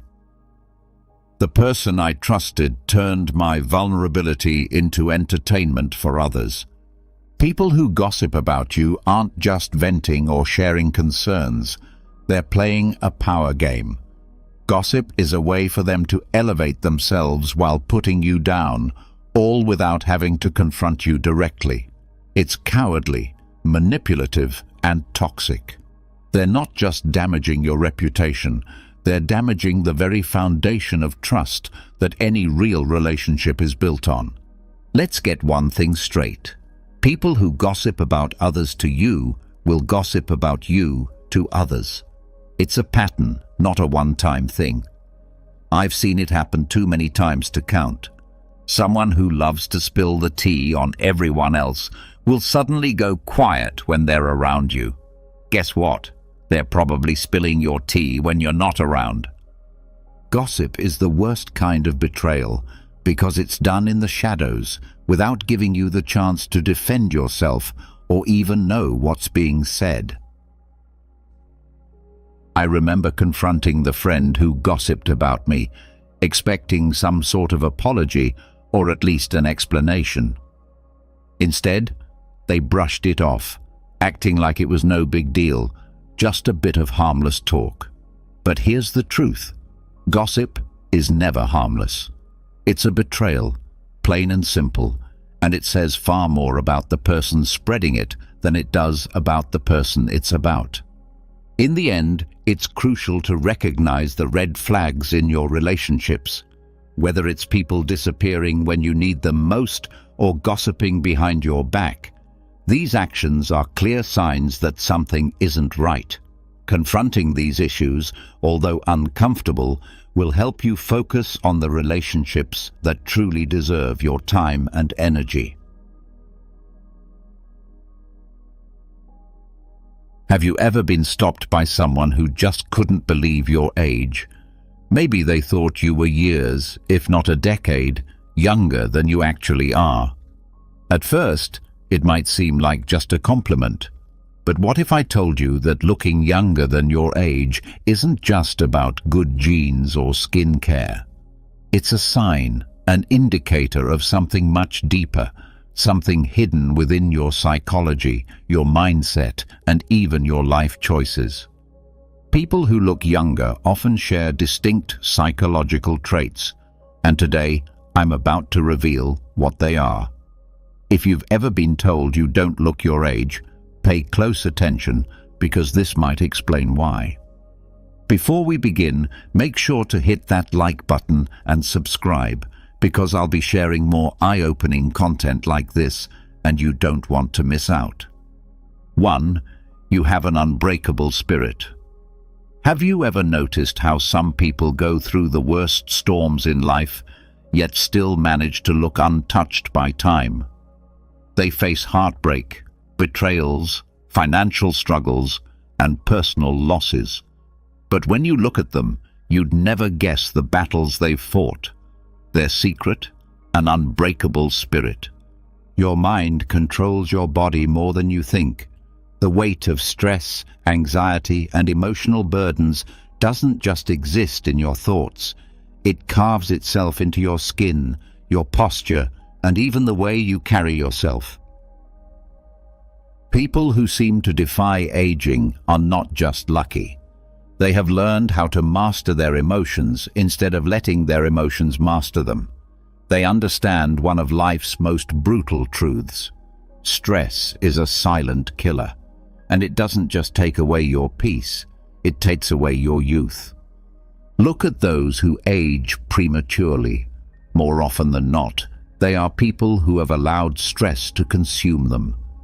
They dwell on their failures, hold on to grudges, and live in a constant state of worry.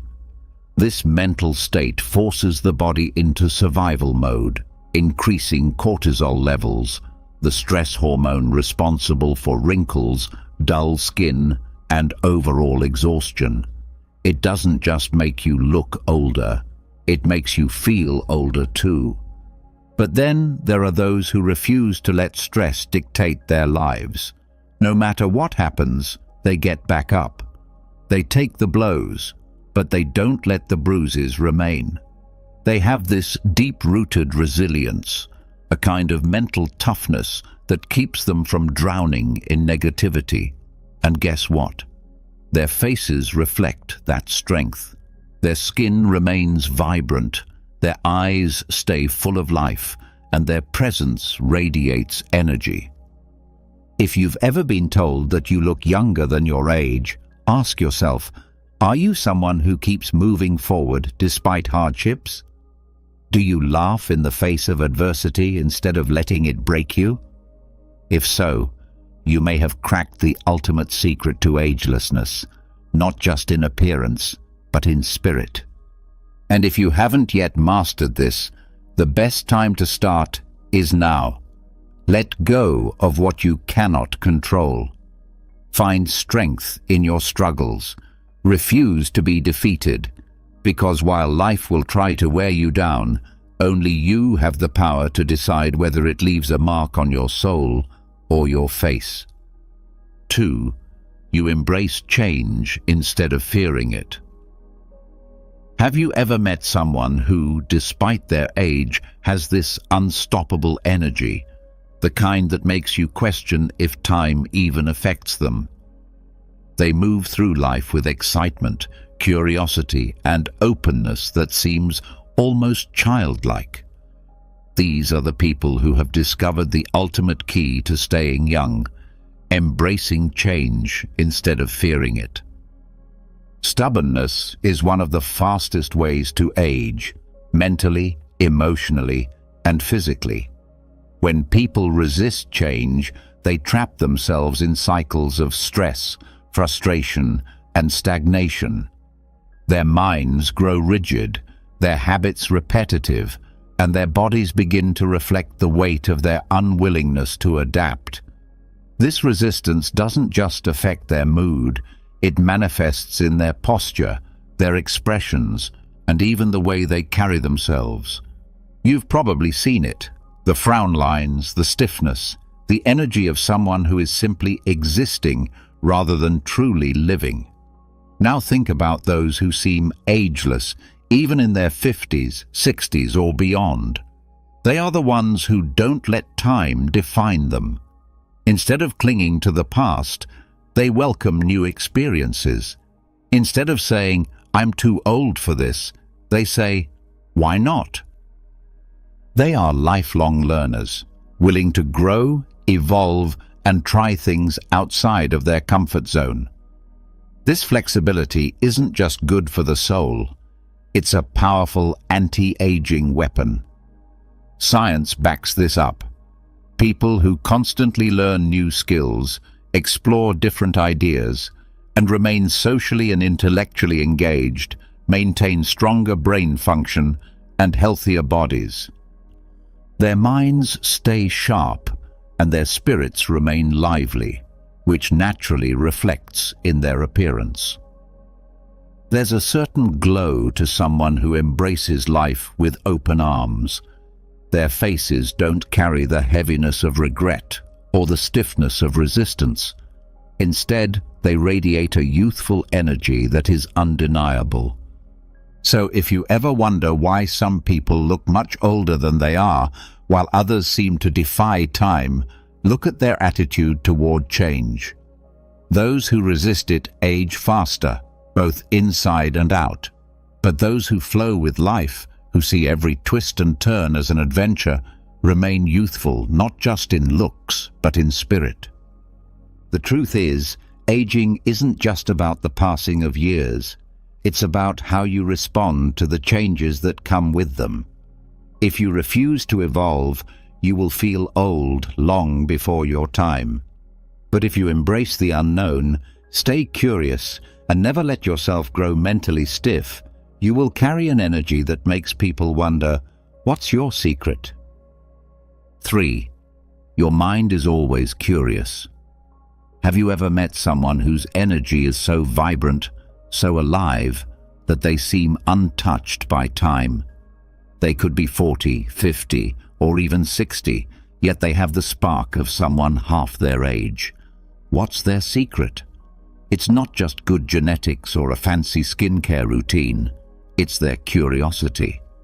Most people assume that youth is only about how you look, but that's a lie. True youth starts in the mind. The moment you stop being curious, stop asking questions, stop learning, you start aging in ways that no anti-aging cream can fix. A dull mind leads to a dull body. People who let life become repetitive, who settle into routines without ever exploring new things, slowly lose the energy that once made them shine. You can see it in their posture, in their tired eyes, in the way they speak. They aren't living, they're simply existing.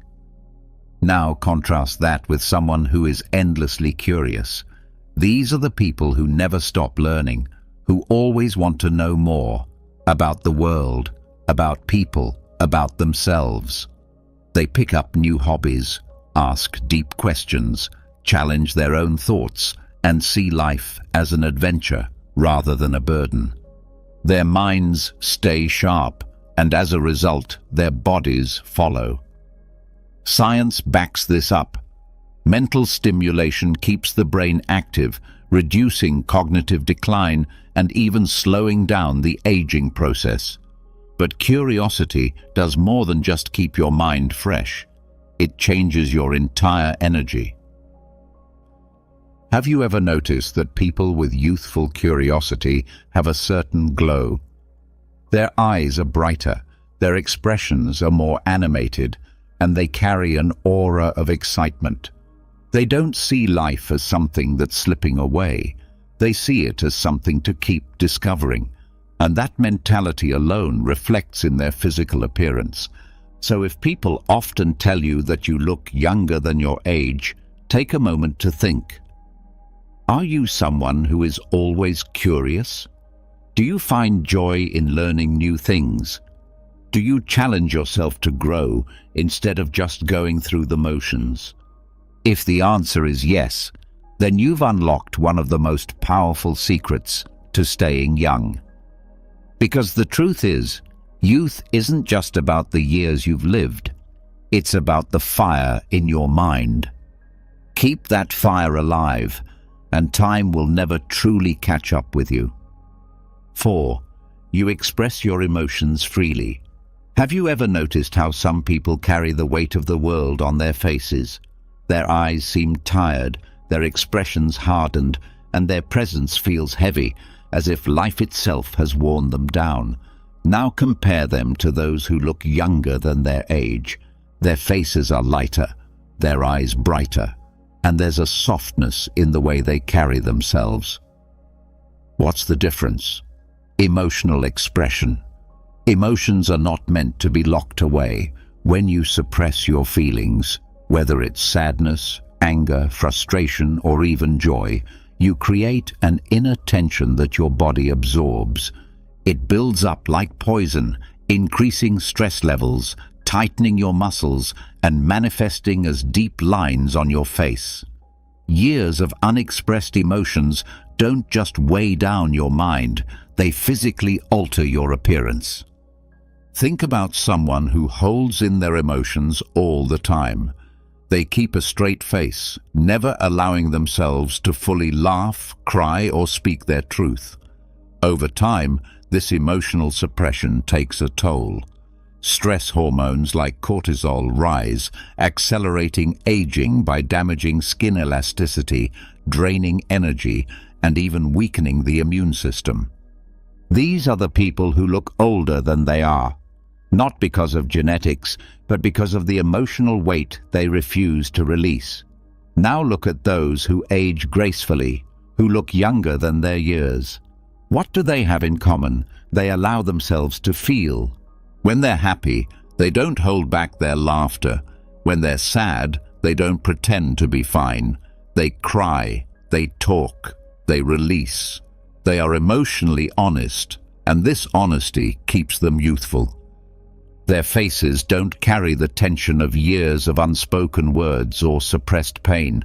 Instead, they remain expressive, vibrant, and full of life. It's no surprise that cultures that encourage open emotional expression tend to have people who appear more youthful and energetic. Emotional release is a natural anti-aging tool, one that no expensive product can replace. Studies show that people who openly express emotions tend to have lower levels of stress and better overall health, both physically and mentally. So, if you've ever been told that you look younger than your age, it might not just be because of good skincare or genetics. It could be because you don't let emotions rot inside you. You speak, you laugh, you cry, and you release. And in doing so, you free yourself not just mentally but physically. Because the truth is, the face is a reflection of the soul, and those who let their emotions flow freely, they stay young, not just in appearance, but in spirit. 5. You surround yourself with positive energy. Have you ever walked into a room and immediately felt drained, as if the air itself was heavy? Or spent time with someone who, after just a few minutes, left you feeling exhausted? That's because energy is contagious, whether it's positive or negative, and if you constantly expose yourself to negativity, it doesn't just affect your mind, it slowly wears down your body, making you age faster. The truth is, the people you surround yourself with have a direct impact on your youthfulness. If you're constantly around individuals who complain, criticize, or drain your energy with their pessimism, it physically takes a toll on you. Stress levels rise, your body tenses up, and over time you start carrying that negativity in your posture, your face, and even your health. You see it in people who seem far older than their actual age. tired eyes, deep frown lines, and an overall heaviness in their presence. But then there are those who look effortlessly young, no matter their age. They have a radiance, a glow, an energy that feels alive. What's their secret? They carefully choose their environment. They spend time with people who lift them up, who inspire them, who bring laughter instead of complaints. They know that negative energy is a slow poison, and they refuse to let it infect their lives. Science backs this up. Studies show that positive social interactions reduce stress hormones and even slow down the aging process at a cellular level.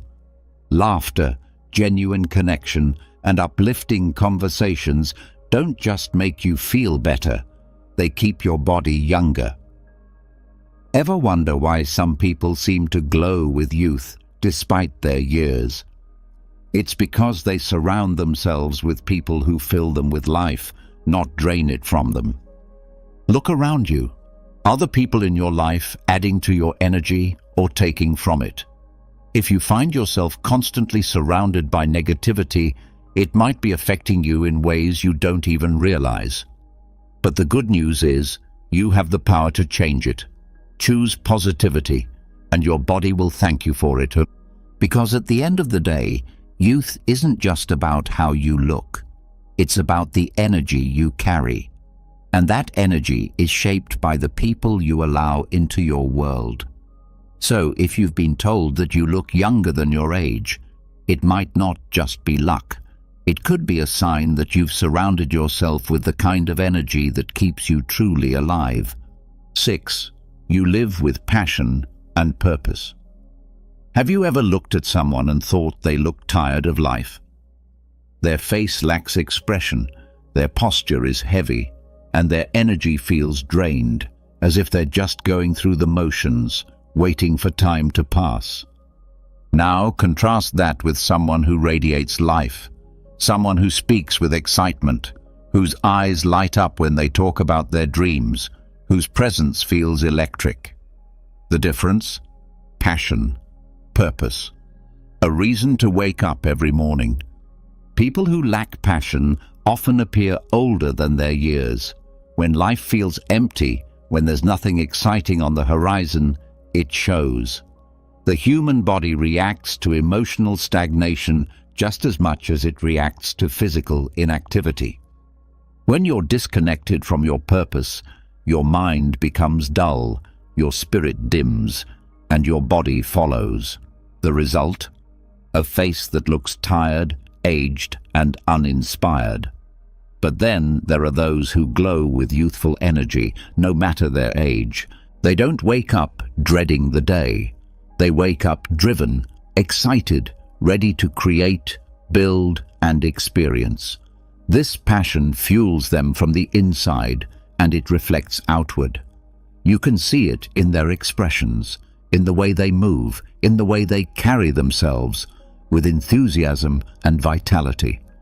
And the science backs it up. Studies show that having a sense of purpose reduces stress, lowers inflammation, and even extends lifespan.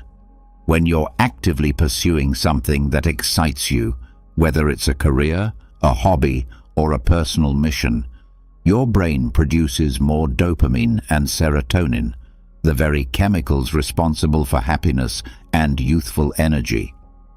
These chemicals keep your skin glowing, your body active, and your spirit alive. If you've been told you look younger than your age, it might not be just genetics. It could be because you have something that fuels your soul, something that gives you a reason to keep pushing forward with excitement. So ask yourself, are you just existing, or are you truly living? Because if you're lost in routine, uninspired and stagnant, it's not just your mind that suffers. Your body will show it too. But if you have passion, if you have a goal that ignites your spirit, you will carry an energy that defies age itself. Because in the end, youth isn't about how many years you've lived. It's about how alive you feel inside. And those who live with passion, they never truly grow old. 7. You let go of the past. Have you ever seen someone who carries the weight of their past on their face? Their eyes seem distant, their expression tired, as if they are trapped in memories they can't escape. The truth is, holding on to regret, resentment, or guilt doesn't just affect your mind, it physically changes you. It burdens your body, increases stress, and over time, it makes you age faster than you should. The past is heavy. Every unresolved conflict, every painful memory, every mistake you replay over and over again. It all takes a toll on your health, both mentally and physically. Stress hormones like cortisol rise when you dwell on things you can't change, and over time, they lead to premature aging, wrinkles, and even illness. People who hold on to bitterness often develop a hardened, worn-out look, as if life itself has drained them. And in a way, it has. But then there are those who seem light, vibrant, and effortlessly young, no matter their age. What's their secret? They don't let the past define them. They've made peace with what's behind them. They understand that carrying old pain only hurts them, not the people who caused it. Instead of clinging to regret, they focus on the present. Instead of living in past mistakes, they choose growth, healing, and freedom. Science supports this. Studies have shown that people who practice forgiveness and mindfulness have lower levels of stress, better immune function, and even a longer lifespan. When you let go of grudges and regrets, your body follows suit. It releases tension, repairs itself, and allows you to maintain a youthful, radiant presence. If you've been told that you look younger than your age, it might not be just genetics. It could be because you refuse to let the past weigh you down. You've chosen to live in the moment, to move forward instead of looking back. And that mindset, it keeps you young inside and out. So ask yourself, what are you still holding on to? Is it anger, guilt, resentment? Whatever it is, it's not just hurting your soul, it's aging you. But the moment you decide to let go, to stop carrying what no longer serves you, you'll feel something incredible, lighter, freer, younger. Because in the end, the past is a burden, and those who release it, they carry a glow that time can't touch. So if you've ever wondered why you look younger than your age, now you know. It's not just about genetics, but about your mindset, your lifestyle, and your energy. And if you don't look younger yet, maybe it's time to adopt these powerful psychological habits. If you found this video insightful, don't forget to hit that like button and subscribe for more content that reveals the hidden truths about life and psychology. Share this with someone who always gets mistaken for being younger. They might find it just as fascinating as you did. And now, tell me in the comments, what's the craziest age mistake someone has made about you? I'd love to hear your stories. All right, let's get real. Ever notice how some people just love to test your boundaries? They interrupt, make passive-aggressive comments, or act like your time and feelings are optional, and we're supposed to just smile and let it slide? Not today. If you're done putting up with people who don't respect you, this video is for you. Today, I'm breaking down brutally honest, maybe even a little controversial, ways to handle disrespect without losing your cool and without sacrificing your self-respect. So buckle up, because by the end of this, you'll have every tool you need to show people exactly where the line is drawn. Let's dive in. 1. Embrace the silent stare. Let's start with one of my all-time favorite slightly savage techniques, the silent stare. Now, you might be thinking, really? Just staring? Yes, Trust me on this.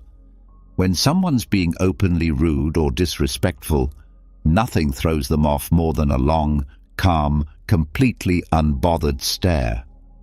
People who disrespect others are usually looking for a reaction. They want you to stammer, get flustered, maybe even snap back. They're looking to drag you into their drama, to make you question yourself or feel small. But when you just look at them, no words, no expressions, just steady eye contact, suddenly the power dynamic flips. Now I get it. This might sound a little passive-aggressive, but hear me out. There's something deeply unsettling about someone who doesn't give the reaction they were expecting. When you hold a steady, silent stare, you're saying without a word, "I'm not playing this game with you." It's a way of reclaiming control without even lifting a finger, and sometimes that silent stare is the clearest, most powerful no you'll ever say. Let me tell you about a time this technique worked like magic. I was in a group meeting where one guy kept talking over me, cutting me off like he was on a mission. You know the type, loud, overconfident, thinking everyone's there to listen to his wisdom. I tried interjecting. I tried being polite, but he wouldn't stop. So finally, I just looked at him. I leaned back in my chair, crossed my arms, and held his gaze. No blinking, no expression, just stared. For 5 solid seconds, I said nothing. You could feel the tension build, and the best part? Everyone else at the table started looking at him too, wondering what he'd do. You know what happened? He got uncomfortable, stumbled over his words, and suddenly looked anywhere but at me. He didn't interrupt me for the rest of the meeting. That silent stare did more than any words could have, and it didn't just stop his behavior in the moment. He actually started treating me with more respect after that, as if he'd finally realized I wasn't someone he could just bulldoze. Sometimes you have to show people who you are without saying a word. Let's dig a little deeper, because this is more than just a power move. When you embrace the silent stare, it's like a reminder to them and to yourself that you don't have to dance to someone else's tune. You don't owe anyone an emotional reaction, and you don't have to prove yourself to people who don't see your worth. This is about reclaiming your space, your peace, and your dignity. Too often, when someone is disrespectful, we feel an urge to defend ourselves, to make our case, or worse, to let it slide because we don't want to create a scene. But the silent stare, it's not about being aggressive. It's about showing that you're grounded, unbothered, and unapologetically in control of your own emotions. It's also about accountability. People who are used to disrespecting others often do it without even thinking. They've never been called out, never faced real consequences for treating others poorly. When you give them that silent, deadpan look, it's like you're holding up a mirror. Suddenly, they're left alone with their own behavior. You're not telling them they're wrong, you're showing them. And most people don't like to see themselves like that. That's why this works. I've noticed that the silent stare tactic does more than just get the other person to back off. It also strengthens your sense of self-worth. When you stand there silent and still, you're reminding yourself that their words or actions can't shake you. I used to be the type who'd nervously laugh off rude comments or try to explain myself when someone questioned my choices. But honestly, that just drained my energy and made me feel worse. Learning to just look at someone, to let that silence fill the room without backing down, was a game changer. It feels like a small act of defiance, a quiet but powerful declaration of self-respect. So if someone's being rude, pushing boundaries, or making you feel less than, try the silent stare. Just look at them. Let them feel the weight of your calm. You'll be surprised at how uncomfortable it makes them, and how empowered it makes you feel. The silent stare says, I respect myself too much to get dragged into your negativity, and that's a message worth sending. 2. Embrace silence as your answer. Here's a little secret weapon that's incredibly underrated. Silence. When someone disrespects you, one of the most powerful responses is no response at all. Now I know what you're thinking. Silence feels passive, almost like you're letting them get away with it, right? But here's the truth. Silence is far from passive. It's a choice. And sometimes it's the boldest, loudest answer you can give. When someone's throwing negativity at you, they're trying to pull you into their drama, to make you feel small or defensive. But when you don't engage, when you just let their words hang in the air without responding, it forces them to sit alone with their own behavior. And that silence, it's deafening. Now here's why this works so well. People who disrespect others usually expect a reaction. They're looking for a fight, a justification, or just some kind of validation for their own behavior. But silence says, I'm not giving you my energy. By not engaging, you're keeping control of the conversation and letting them know, I'm not here to entertain your disrespect. Sometimes the most powerful way to communicate is by not communicating. It's a quiet, subtle reminder that they're not worth your time or your words. I remember once being in a situation with someone who just couldn't resist making these little digs. You know the kind of person, hides their insults as jokes and tries to pass it off as harmless fun.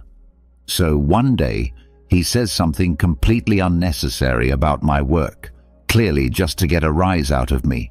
Normally, I would have tried to explain myself or maybe even fired back a comment. But this time, I just looked at him, raised an eyebrow, and said absolutely nothing. I let his words hang in the air, letting him feel that awkward, silent pause. And you know what? He didn't know what to do. He looked at me, then looked down, mumbled something, and moved on. That moment was the last time he tried pulling that with me. It was like he realized that if I wasn't reacting, there was no power to be gained. That's the beauty of silence. It starves disrespect of the attention it craves. Here's the deeper message. When you choose silence, you're choosing yourself. You're saying, I value my peace over your opinion of me. And that's not just empowering, it's revolutionary. So often, we feel pressured to respond, to explain ourselves, to defend our choices, or to prove our worth to people who frankly aren't interested in respecting us. But by embracing silence, you're refusing to play by their rules. You're taking a stand without lifting a finger. You're letting them know, you're not worth my words. It's not just about controlling the situation, it's about reclaiming your energy. Silence is like a filter. It keeps your peace intact by blocking out the negativity that others try to project onto you. The moment you stop feeling the need to respond to every rude comment or passive-aggressive jab, you free yourself. You stop giving people access to your inner world, and you start living on your own terms. I'll be real with you. Learning to use silence wasn't easy for me. I used to think that if I didn't defend myself, I'd look weak or passive. But I started noticing something interesting. Every time I responded to people who disrespected me, I'd end up drained and frustrated.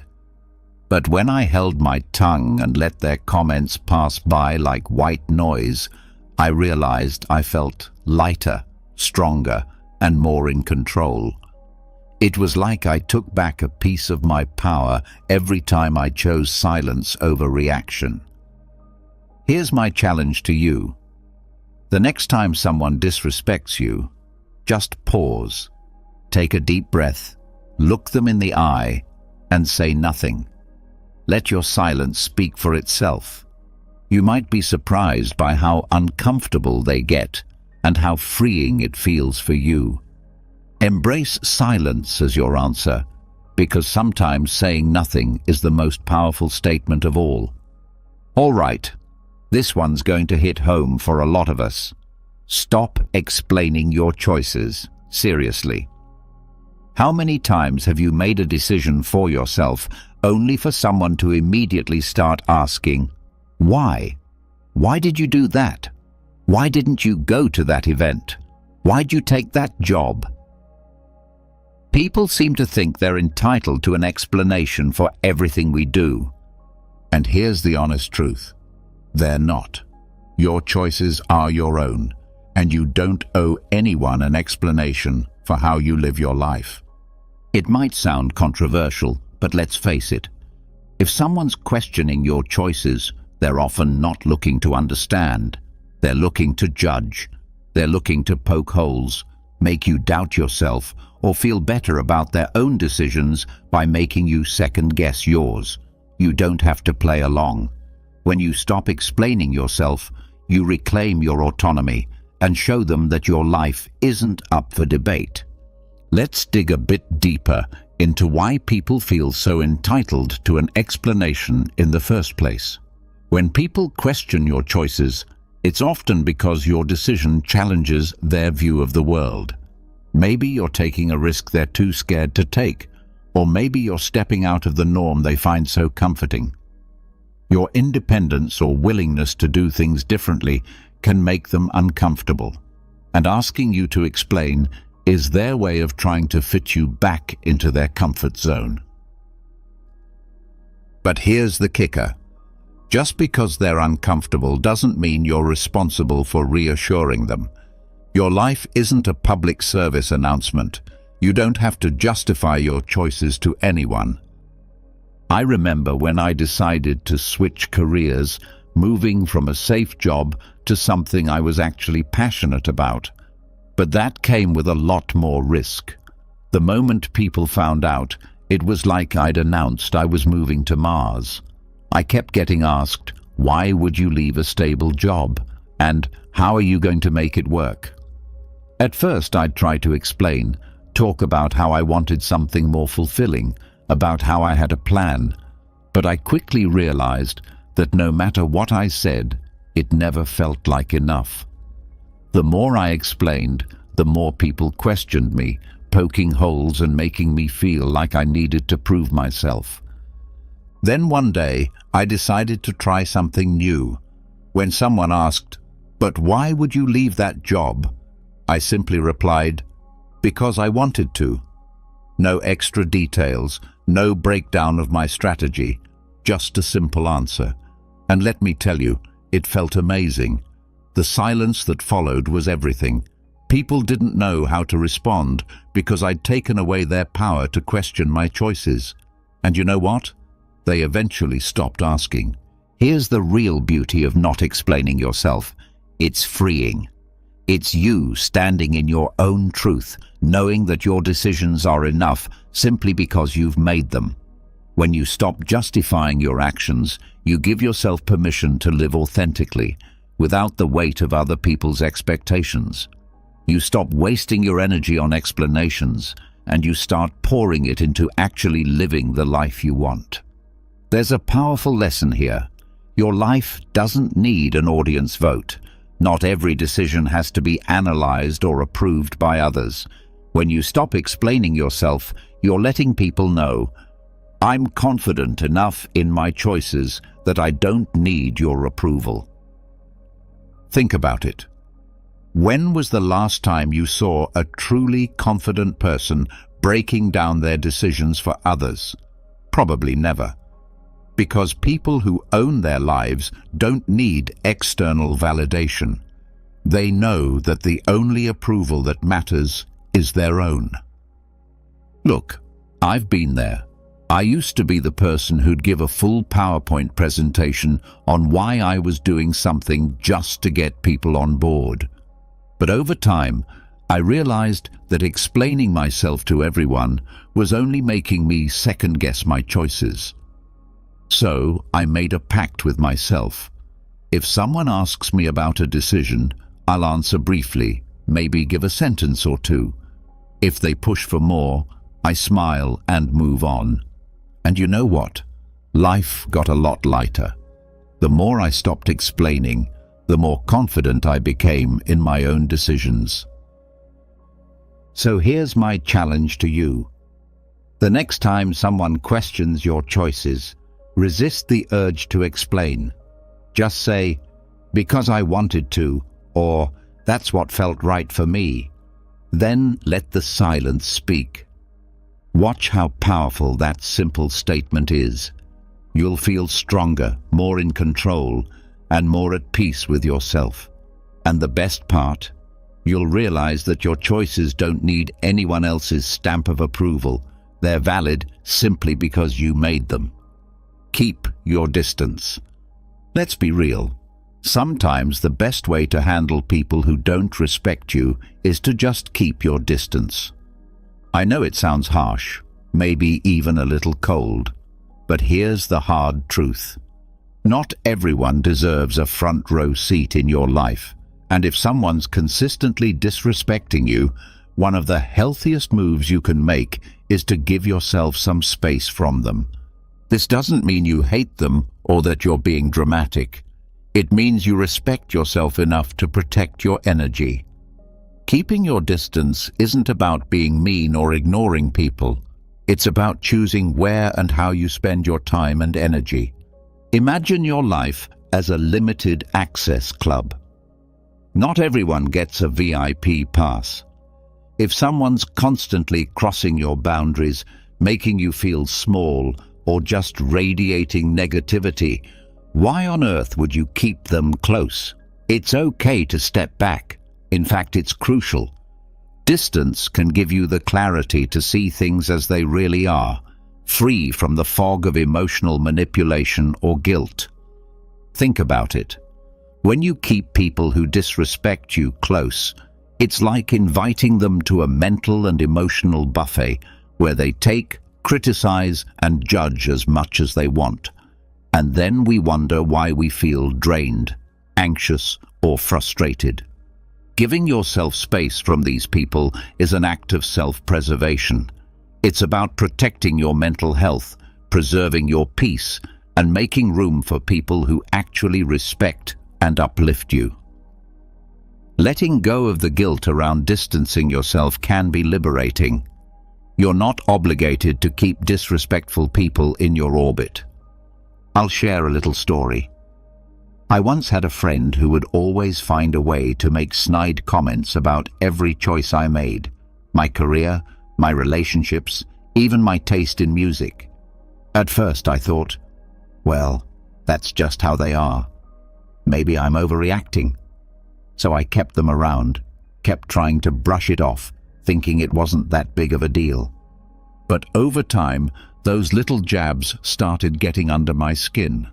I realized I was walking on eggshells, always bracing myself for the next criticism or the next joke that felt more like a punch. One day, I decided to try a different approach. I didn't make a big announcement or call them out. I just started limiting my time with them. Instead of seeing them every week, I'd see them maybe once a month. And guess what? I felt lighter. I felt freer. And in that space, I realized just how toxic that friendship had become. Distancing myself gave me the mental clarity to see that I deserved better friends. Friends who would build me up instead of tearing me down. Here's the thing. Some people are going to tell you that keeping your distance is selfish. They'll say, but they're family, or you've been friends for years. It can feel uncomfortable, maybe even a little taboo, to admit that someone you know well just isn't good for you. Society tells us to be loyal, forgiving, and nice, but at what cost? Here's a little secret. Protecting your peace isn't selfish, it's necessary. You're not here to be anyone's emotional punching bag or their constant source of validation. Sometimes the best way to show someone you've had enough is by simply stepping back. Here's where it gets deep. Keeping your distance is a powerful reminder that you are your own priority. You don't have to play the role someone else has assigned to you. You don't owe anyone access to your mind, your time, or your emotions. When you put a little space between yourself and disrespectful people, you're making a statement. Your well-being comes first, and that's not just self-care, it's self-respect. Distance also gives you the chance to focus on the relationships that matter, the ones that genuinely uplift you. Think about it. The more time you spend around people who respect you, the more confident and fulfilled you feel. The less time you spend around those who tear you down, the less room they have to impact your thoughts, your mood, and your life. I used to feel so guilty about distancing myself from people, even if they weren't treating me well. I'd think, what if they think I don't care? Or maybe I'm overreacting. But over time, I learned that distancing myself wasn't just about removing negativity, it was about creating space for growth. When I started giving myself permission to distance from disrespectful people, I felt a new kind of freedom. I had more energy, more peace, and a clearer vision of who I wanted in my life. So, here's my challenge to you. Think about the people in your life who constantly disrespect you, who make you feel small or drained. Then ask yourself, do they really deserve this much access to me? Hold your head high. All right, let's talk about an old-school classic that never goes out of style. Holding your head high. Now, I know this might sound like generic advice, but trust me, this one is pure gold when dealing with people who don't respect you. Here's the thing. When someone is disrespectful, they're banking on making you feel small. They want you to doubt yourself, to lower your eyes, to shrink into yourself. But when you stand tall and hold your head high, you're saying, without a word, I know exactly who I am, and nothing you say or do will make me feel less. Here's what's powerful about this. Confidence makes people uncomfortable, especially people who disrespect others. Why? Because they rely on the idea that their words or actions have the power to influence you, to control you in some way. When you refuse to let their disrespect touch you, when you literally stand taller and hold your head up high, you're showing them that they don't have the power to bring you down. You're unbreakable, and people who thrive on disrespect don't know what to do with that. It throws them off balance. It makes them question their power, not yours. I remember being in a situation with someone who just couldn't resist throwing little insults my way every time we met. You know the type. Always a smirk, always a joke that feels more like an attack. I used to try and brush it off, but honestly, it got to me. I found myself starting to dread being around them, feeling like I had to defend myself every time. But then, one day, I decided I was done feeling small. I showed up, shoulders back, head high, and every time they made one of their little comments, I just looked them in the eye, smiled, and carried on like nothing had happened. And you know what happened? They actually started backing off. It's like they could sense that their comments weren't reaching me anymore, that I was too far above that nonsense. And suddenly, their power faded. There's something magnetic about holding your head high. It's like a silent force field that says, I'm untouchable. Now, here's where it gets a little spicy. People who don't respect you often hate seeing you confident. It messes with their worldview. They want to believe they're above you, that they've got something on you. And when you walk around confidently, it disrupts that narrative. To them, it's almost offensive. Society doesn't always know what to do with people who are unapologetically sure of themselves, especially when they refuse to let others' negativity define them. And let's be real, that can make you a bit of a target. But here's the thing, holding your head high isn't about them, it's about you. It's about living as if you're fully aware of your worth, as if you've got nothing to prove. That can feel like a radical act of self-respect. When you hold your head high, you're making a statement about your self-worth. You're declaring that, no matter what, you see yourself as valuable, deserving of respect, and inherently enough. Here's the deeper message. Self-worth isn't something you earn from others. It's something you claim for yourself.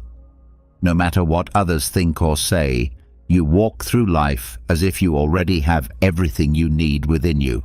And guess what? You do. Holding your head high is a constant reminder that you're the main character in your own story. No one else's opinion has the right to make you feel less. The beauty of it? The more you practice this, the less others' disrespect will even register. You'll be too busy living in your own lane, too secure in who you are, to be bothered by anyone else's attempts to knock you down. This didn't come naturally to me. I used to be the person who'd slouch, avoid eye contact, and shrink when people were critical or dismissive. It felt safer to disappear. But over time, I noticed that every time I held my head high, every time I refused to let someone's negativity seep into my spirit, I felt stronger. It was like I was reminding myself over and over that I didn't need anyone's approval to feel worthy. I could simply stand tall in who I was. Holding your head high isn't just about physical posture, it's about mental posture too. Walk into every room like you belong there. Don't shrink yourself to fit someone else's idea of who you should be. If someone makes a snarky comment, let it roll off you. They're not seeing the real you, they're projecting their own insecurities. So why let it bother you? Here's my challenge to you. Next time you feel disrespected, whether it's a subtle dig or a full-on insult, don't react. Instead, take a deep breath, pull your shoulders back, and keep your head high. Look them straight in the eye, as if to say, I see you, but I'm above this. You'll feel a rush of confidence, a sense of peace that comes from knowing their words hold no power over you. Holding your head high is more than just good posture. It's a powerful, silent statement of your self-respect. It says, I know who I am, I value who I am, and nothing you say can change that.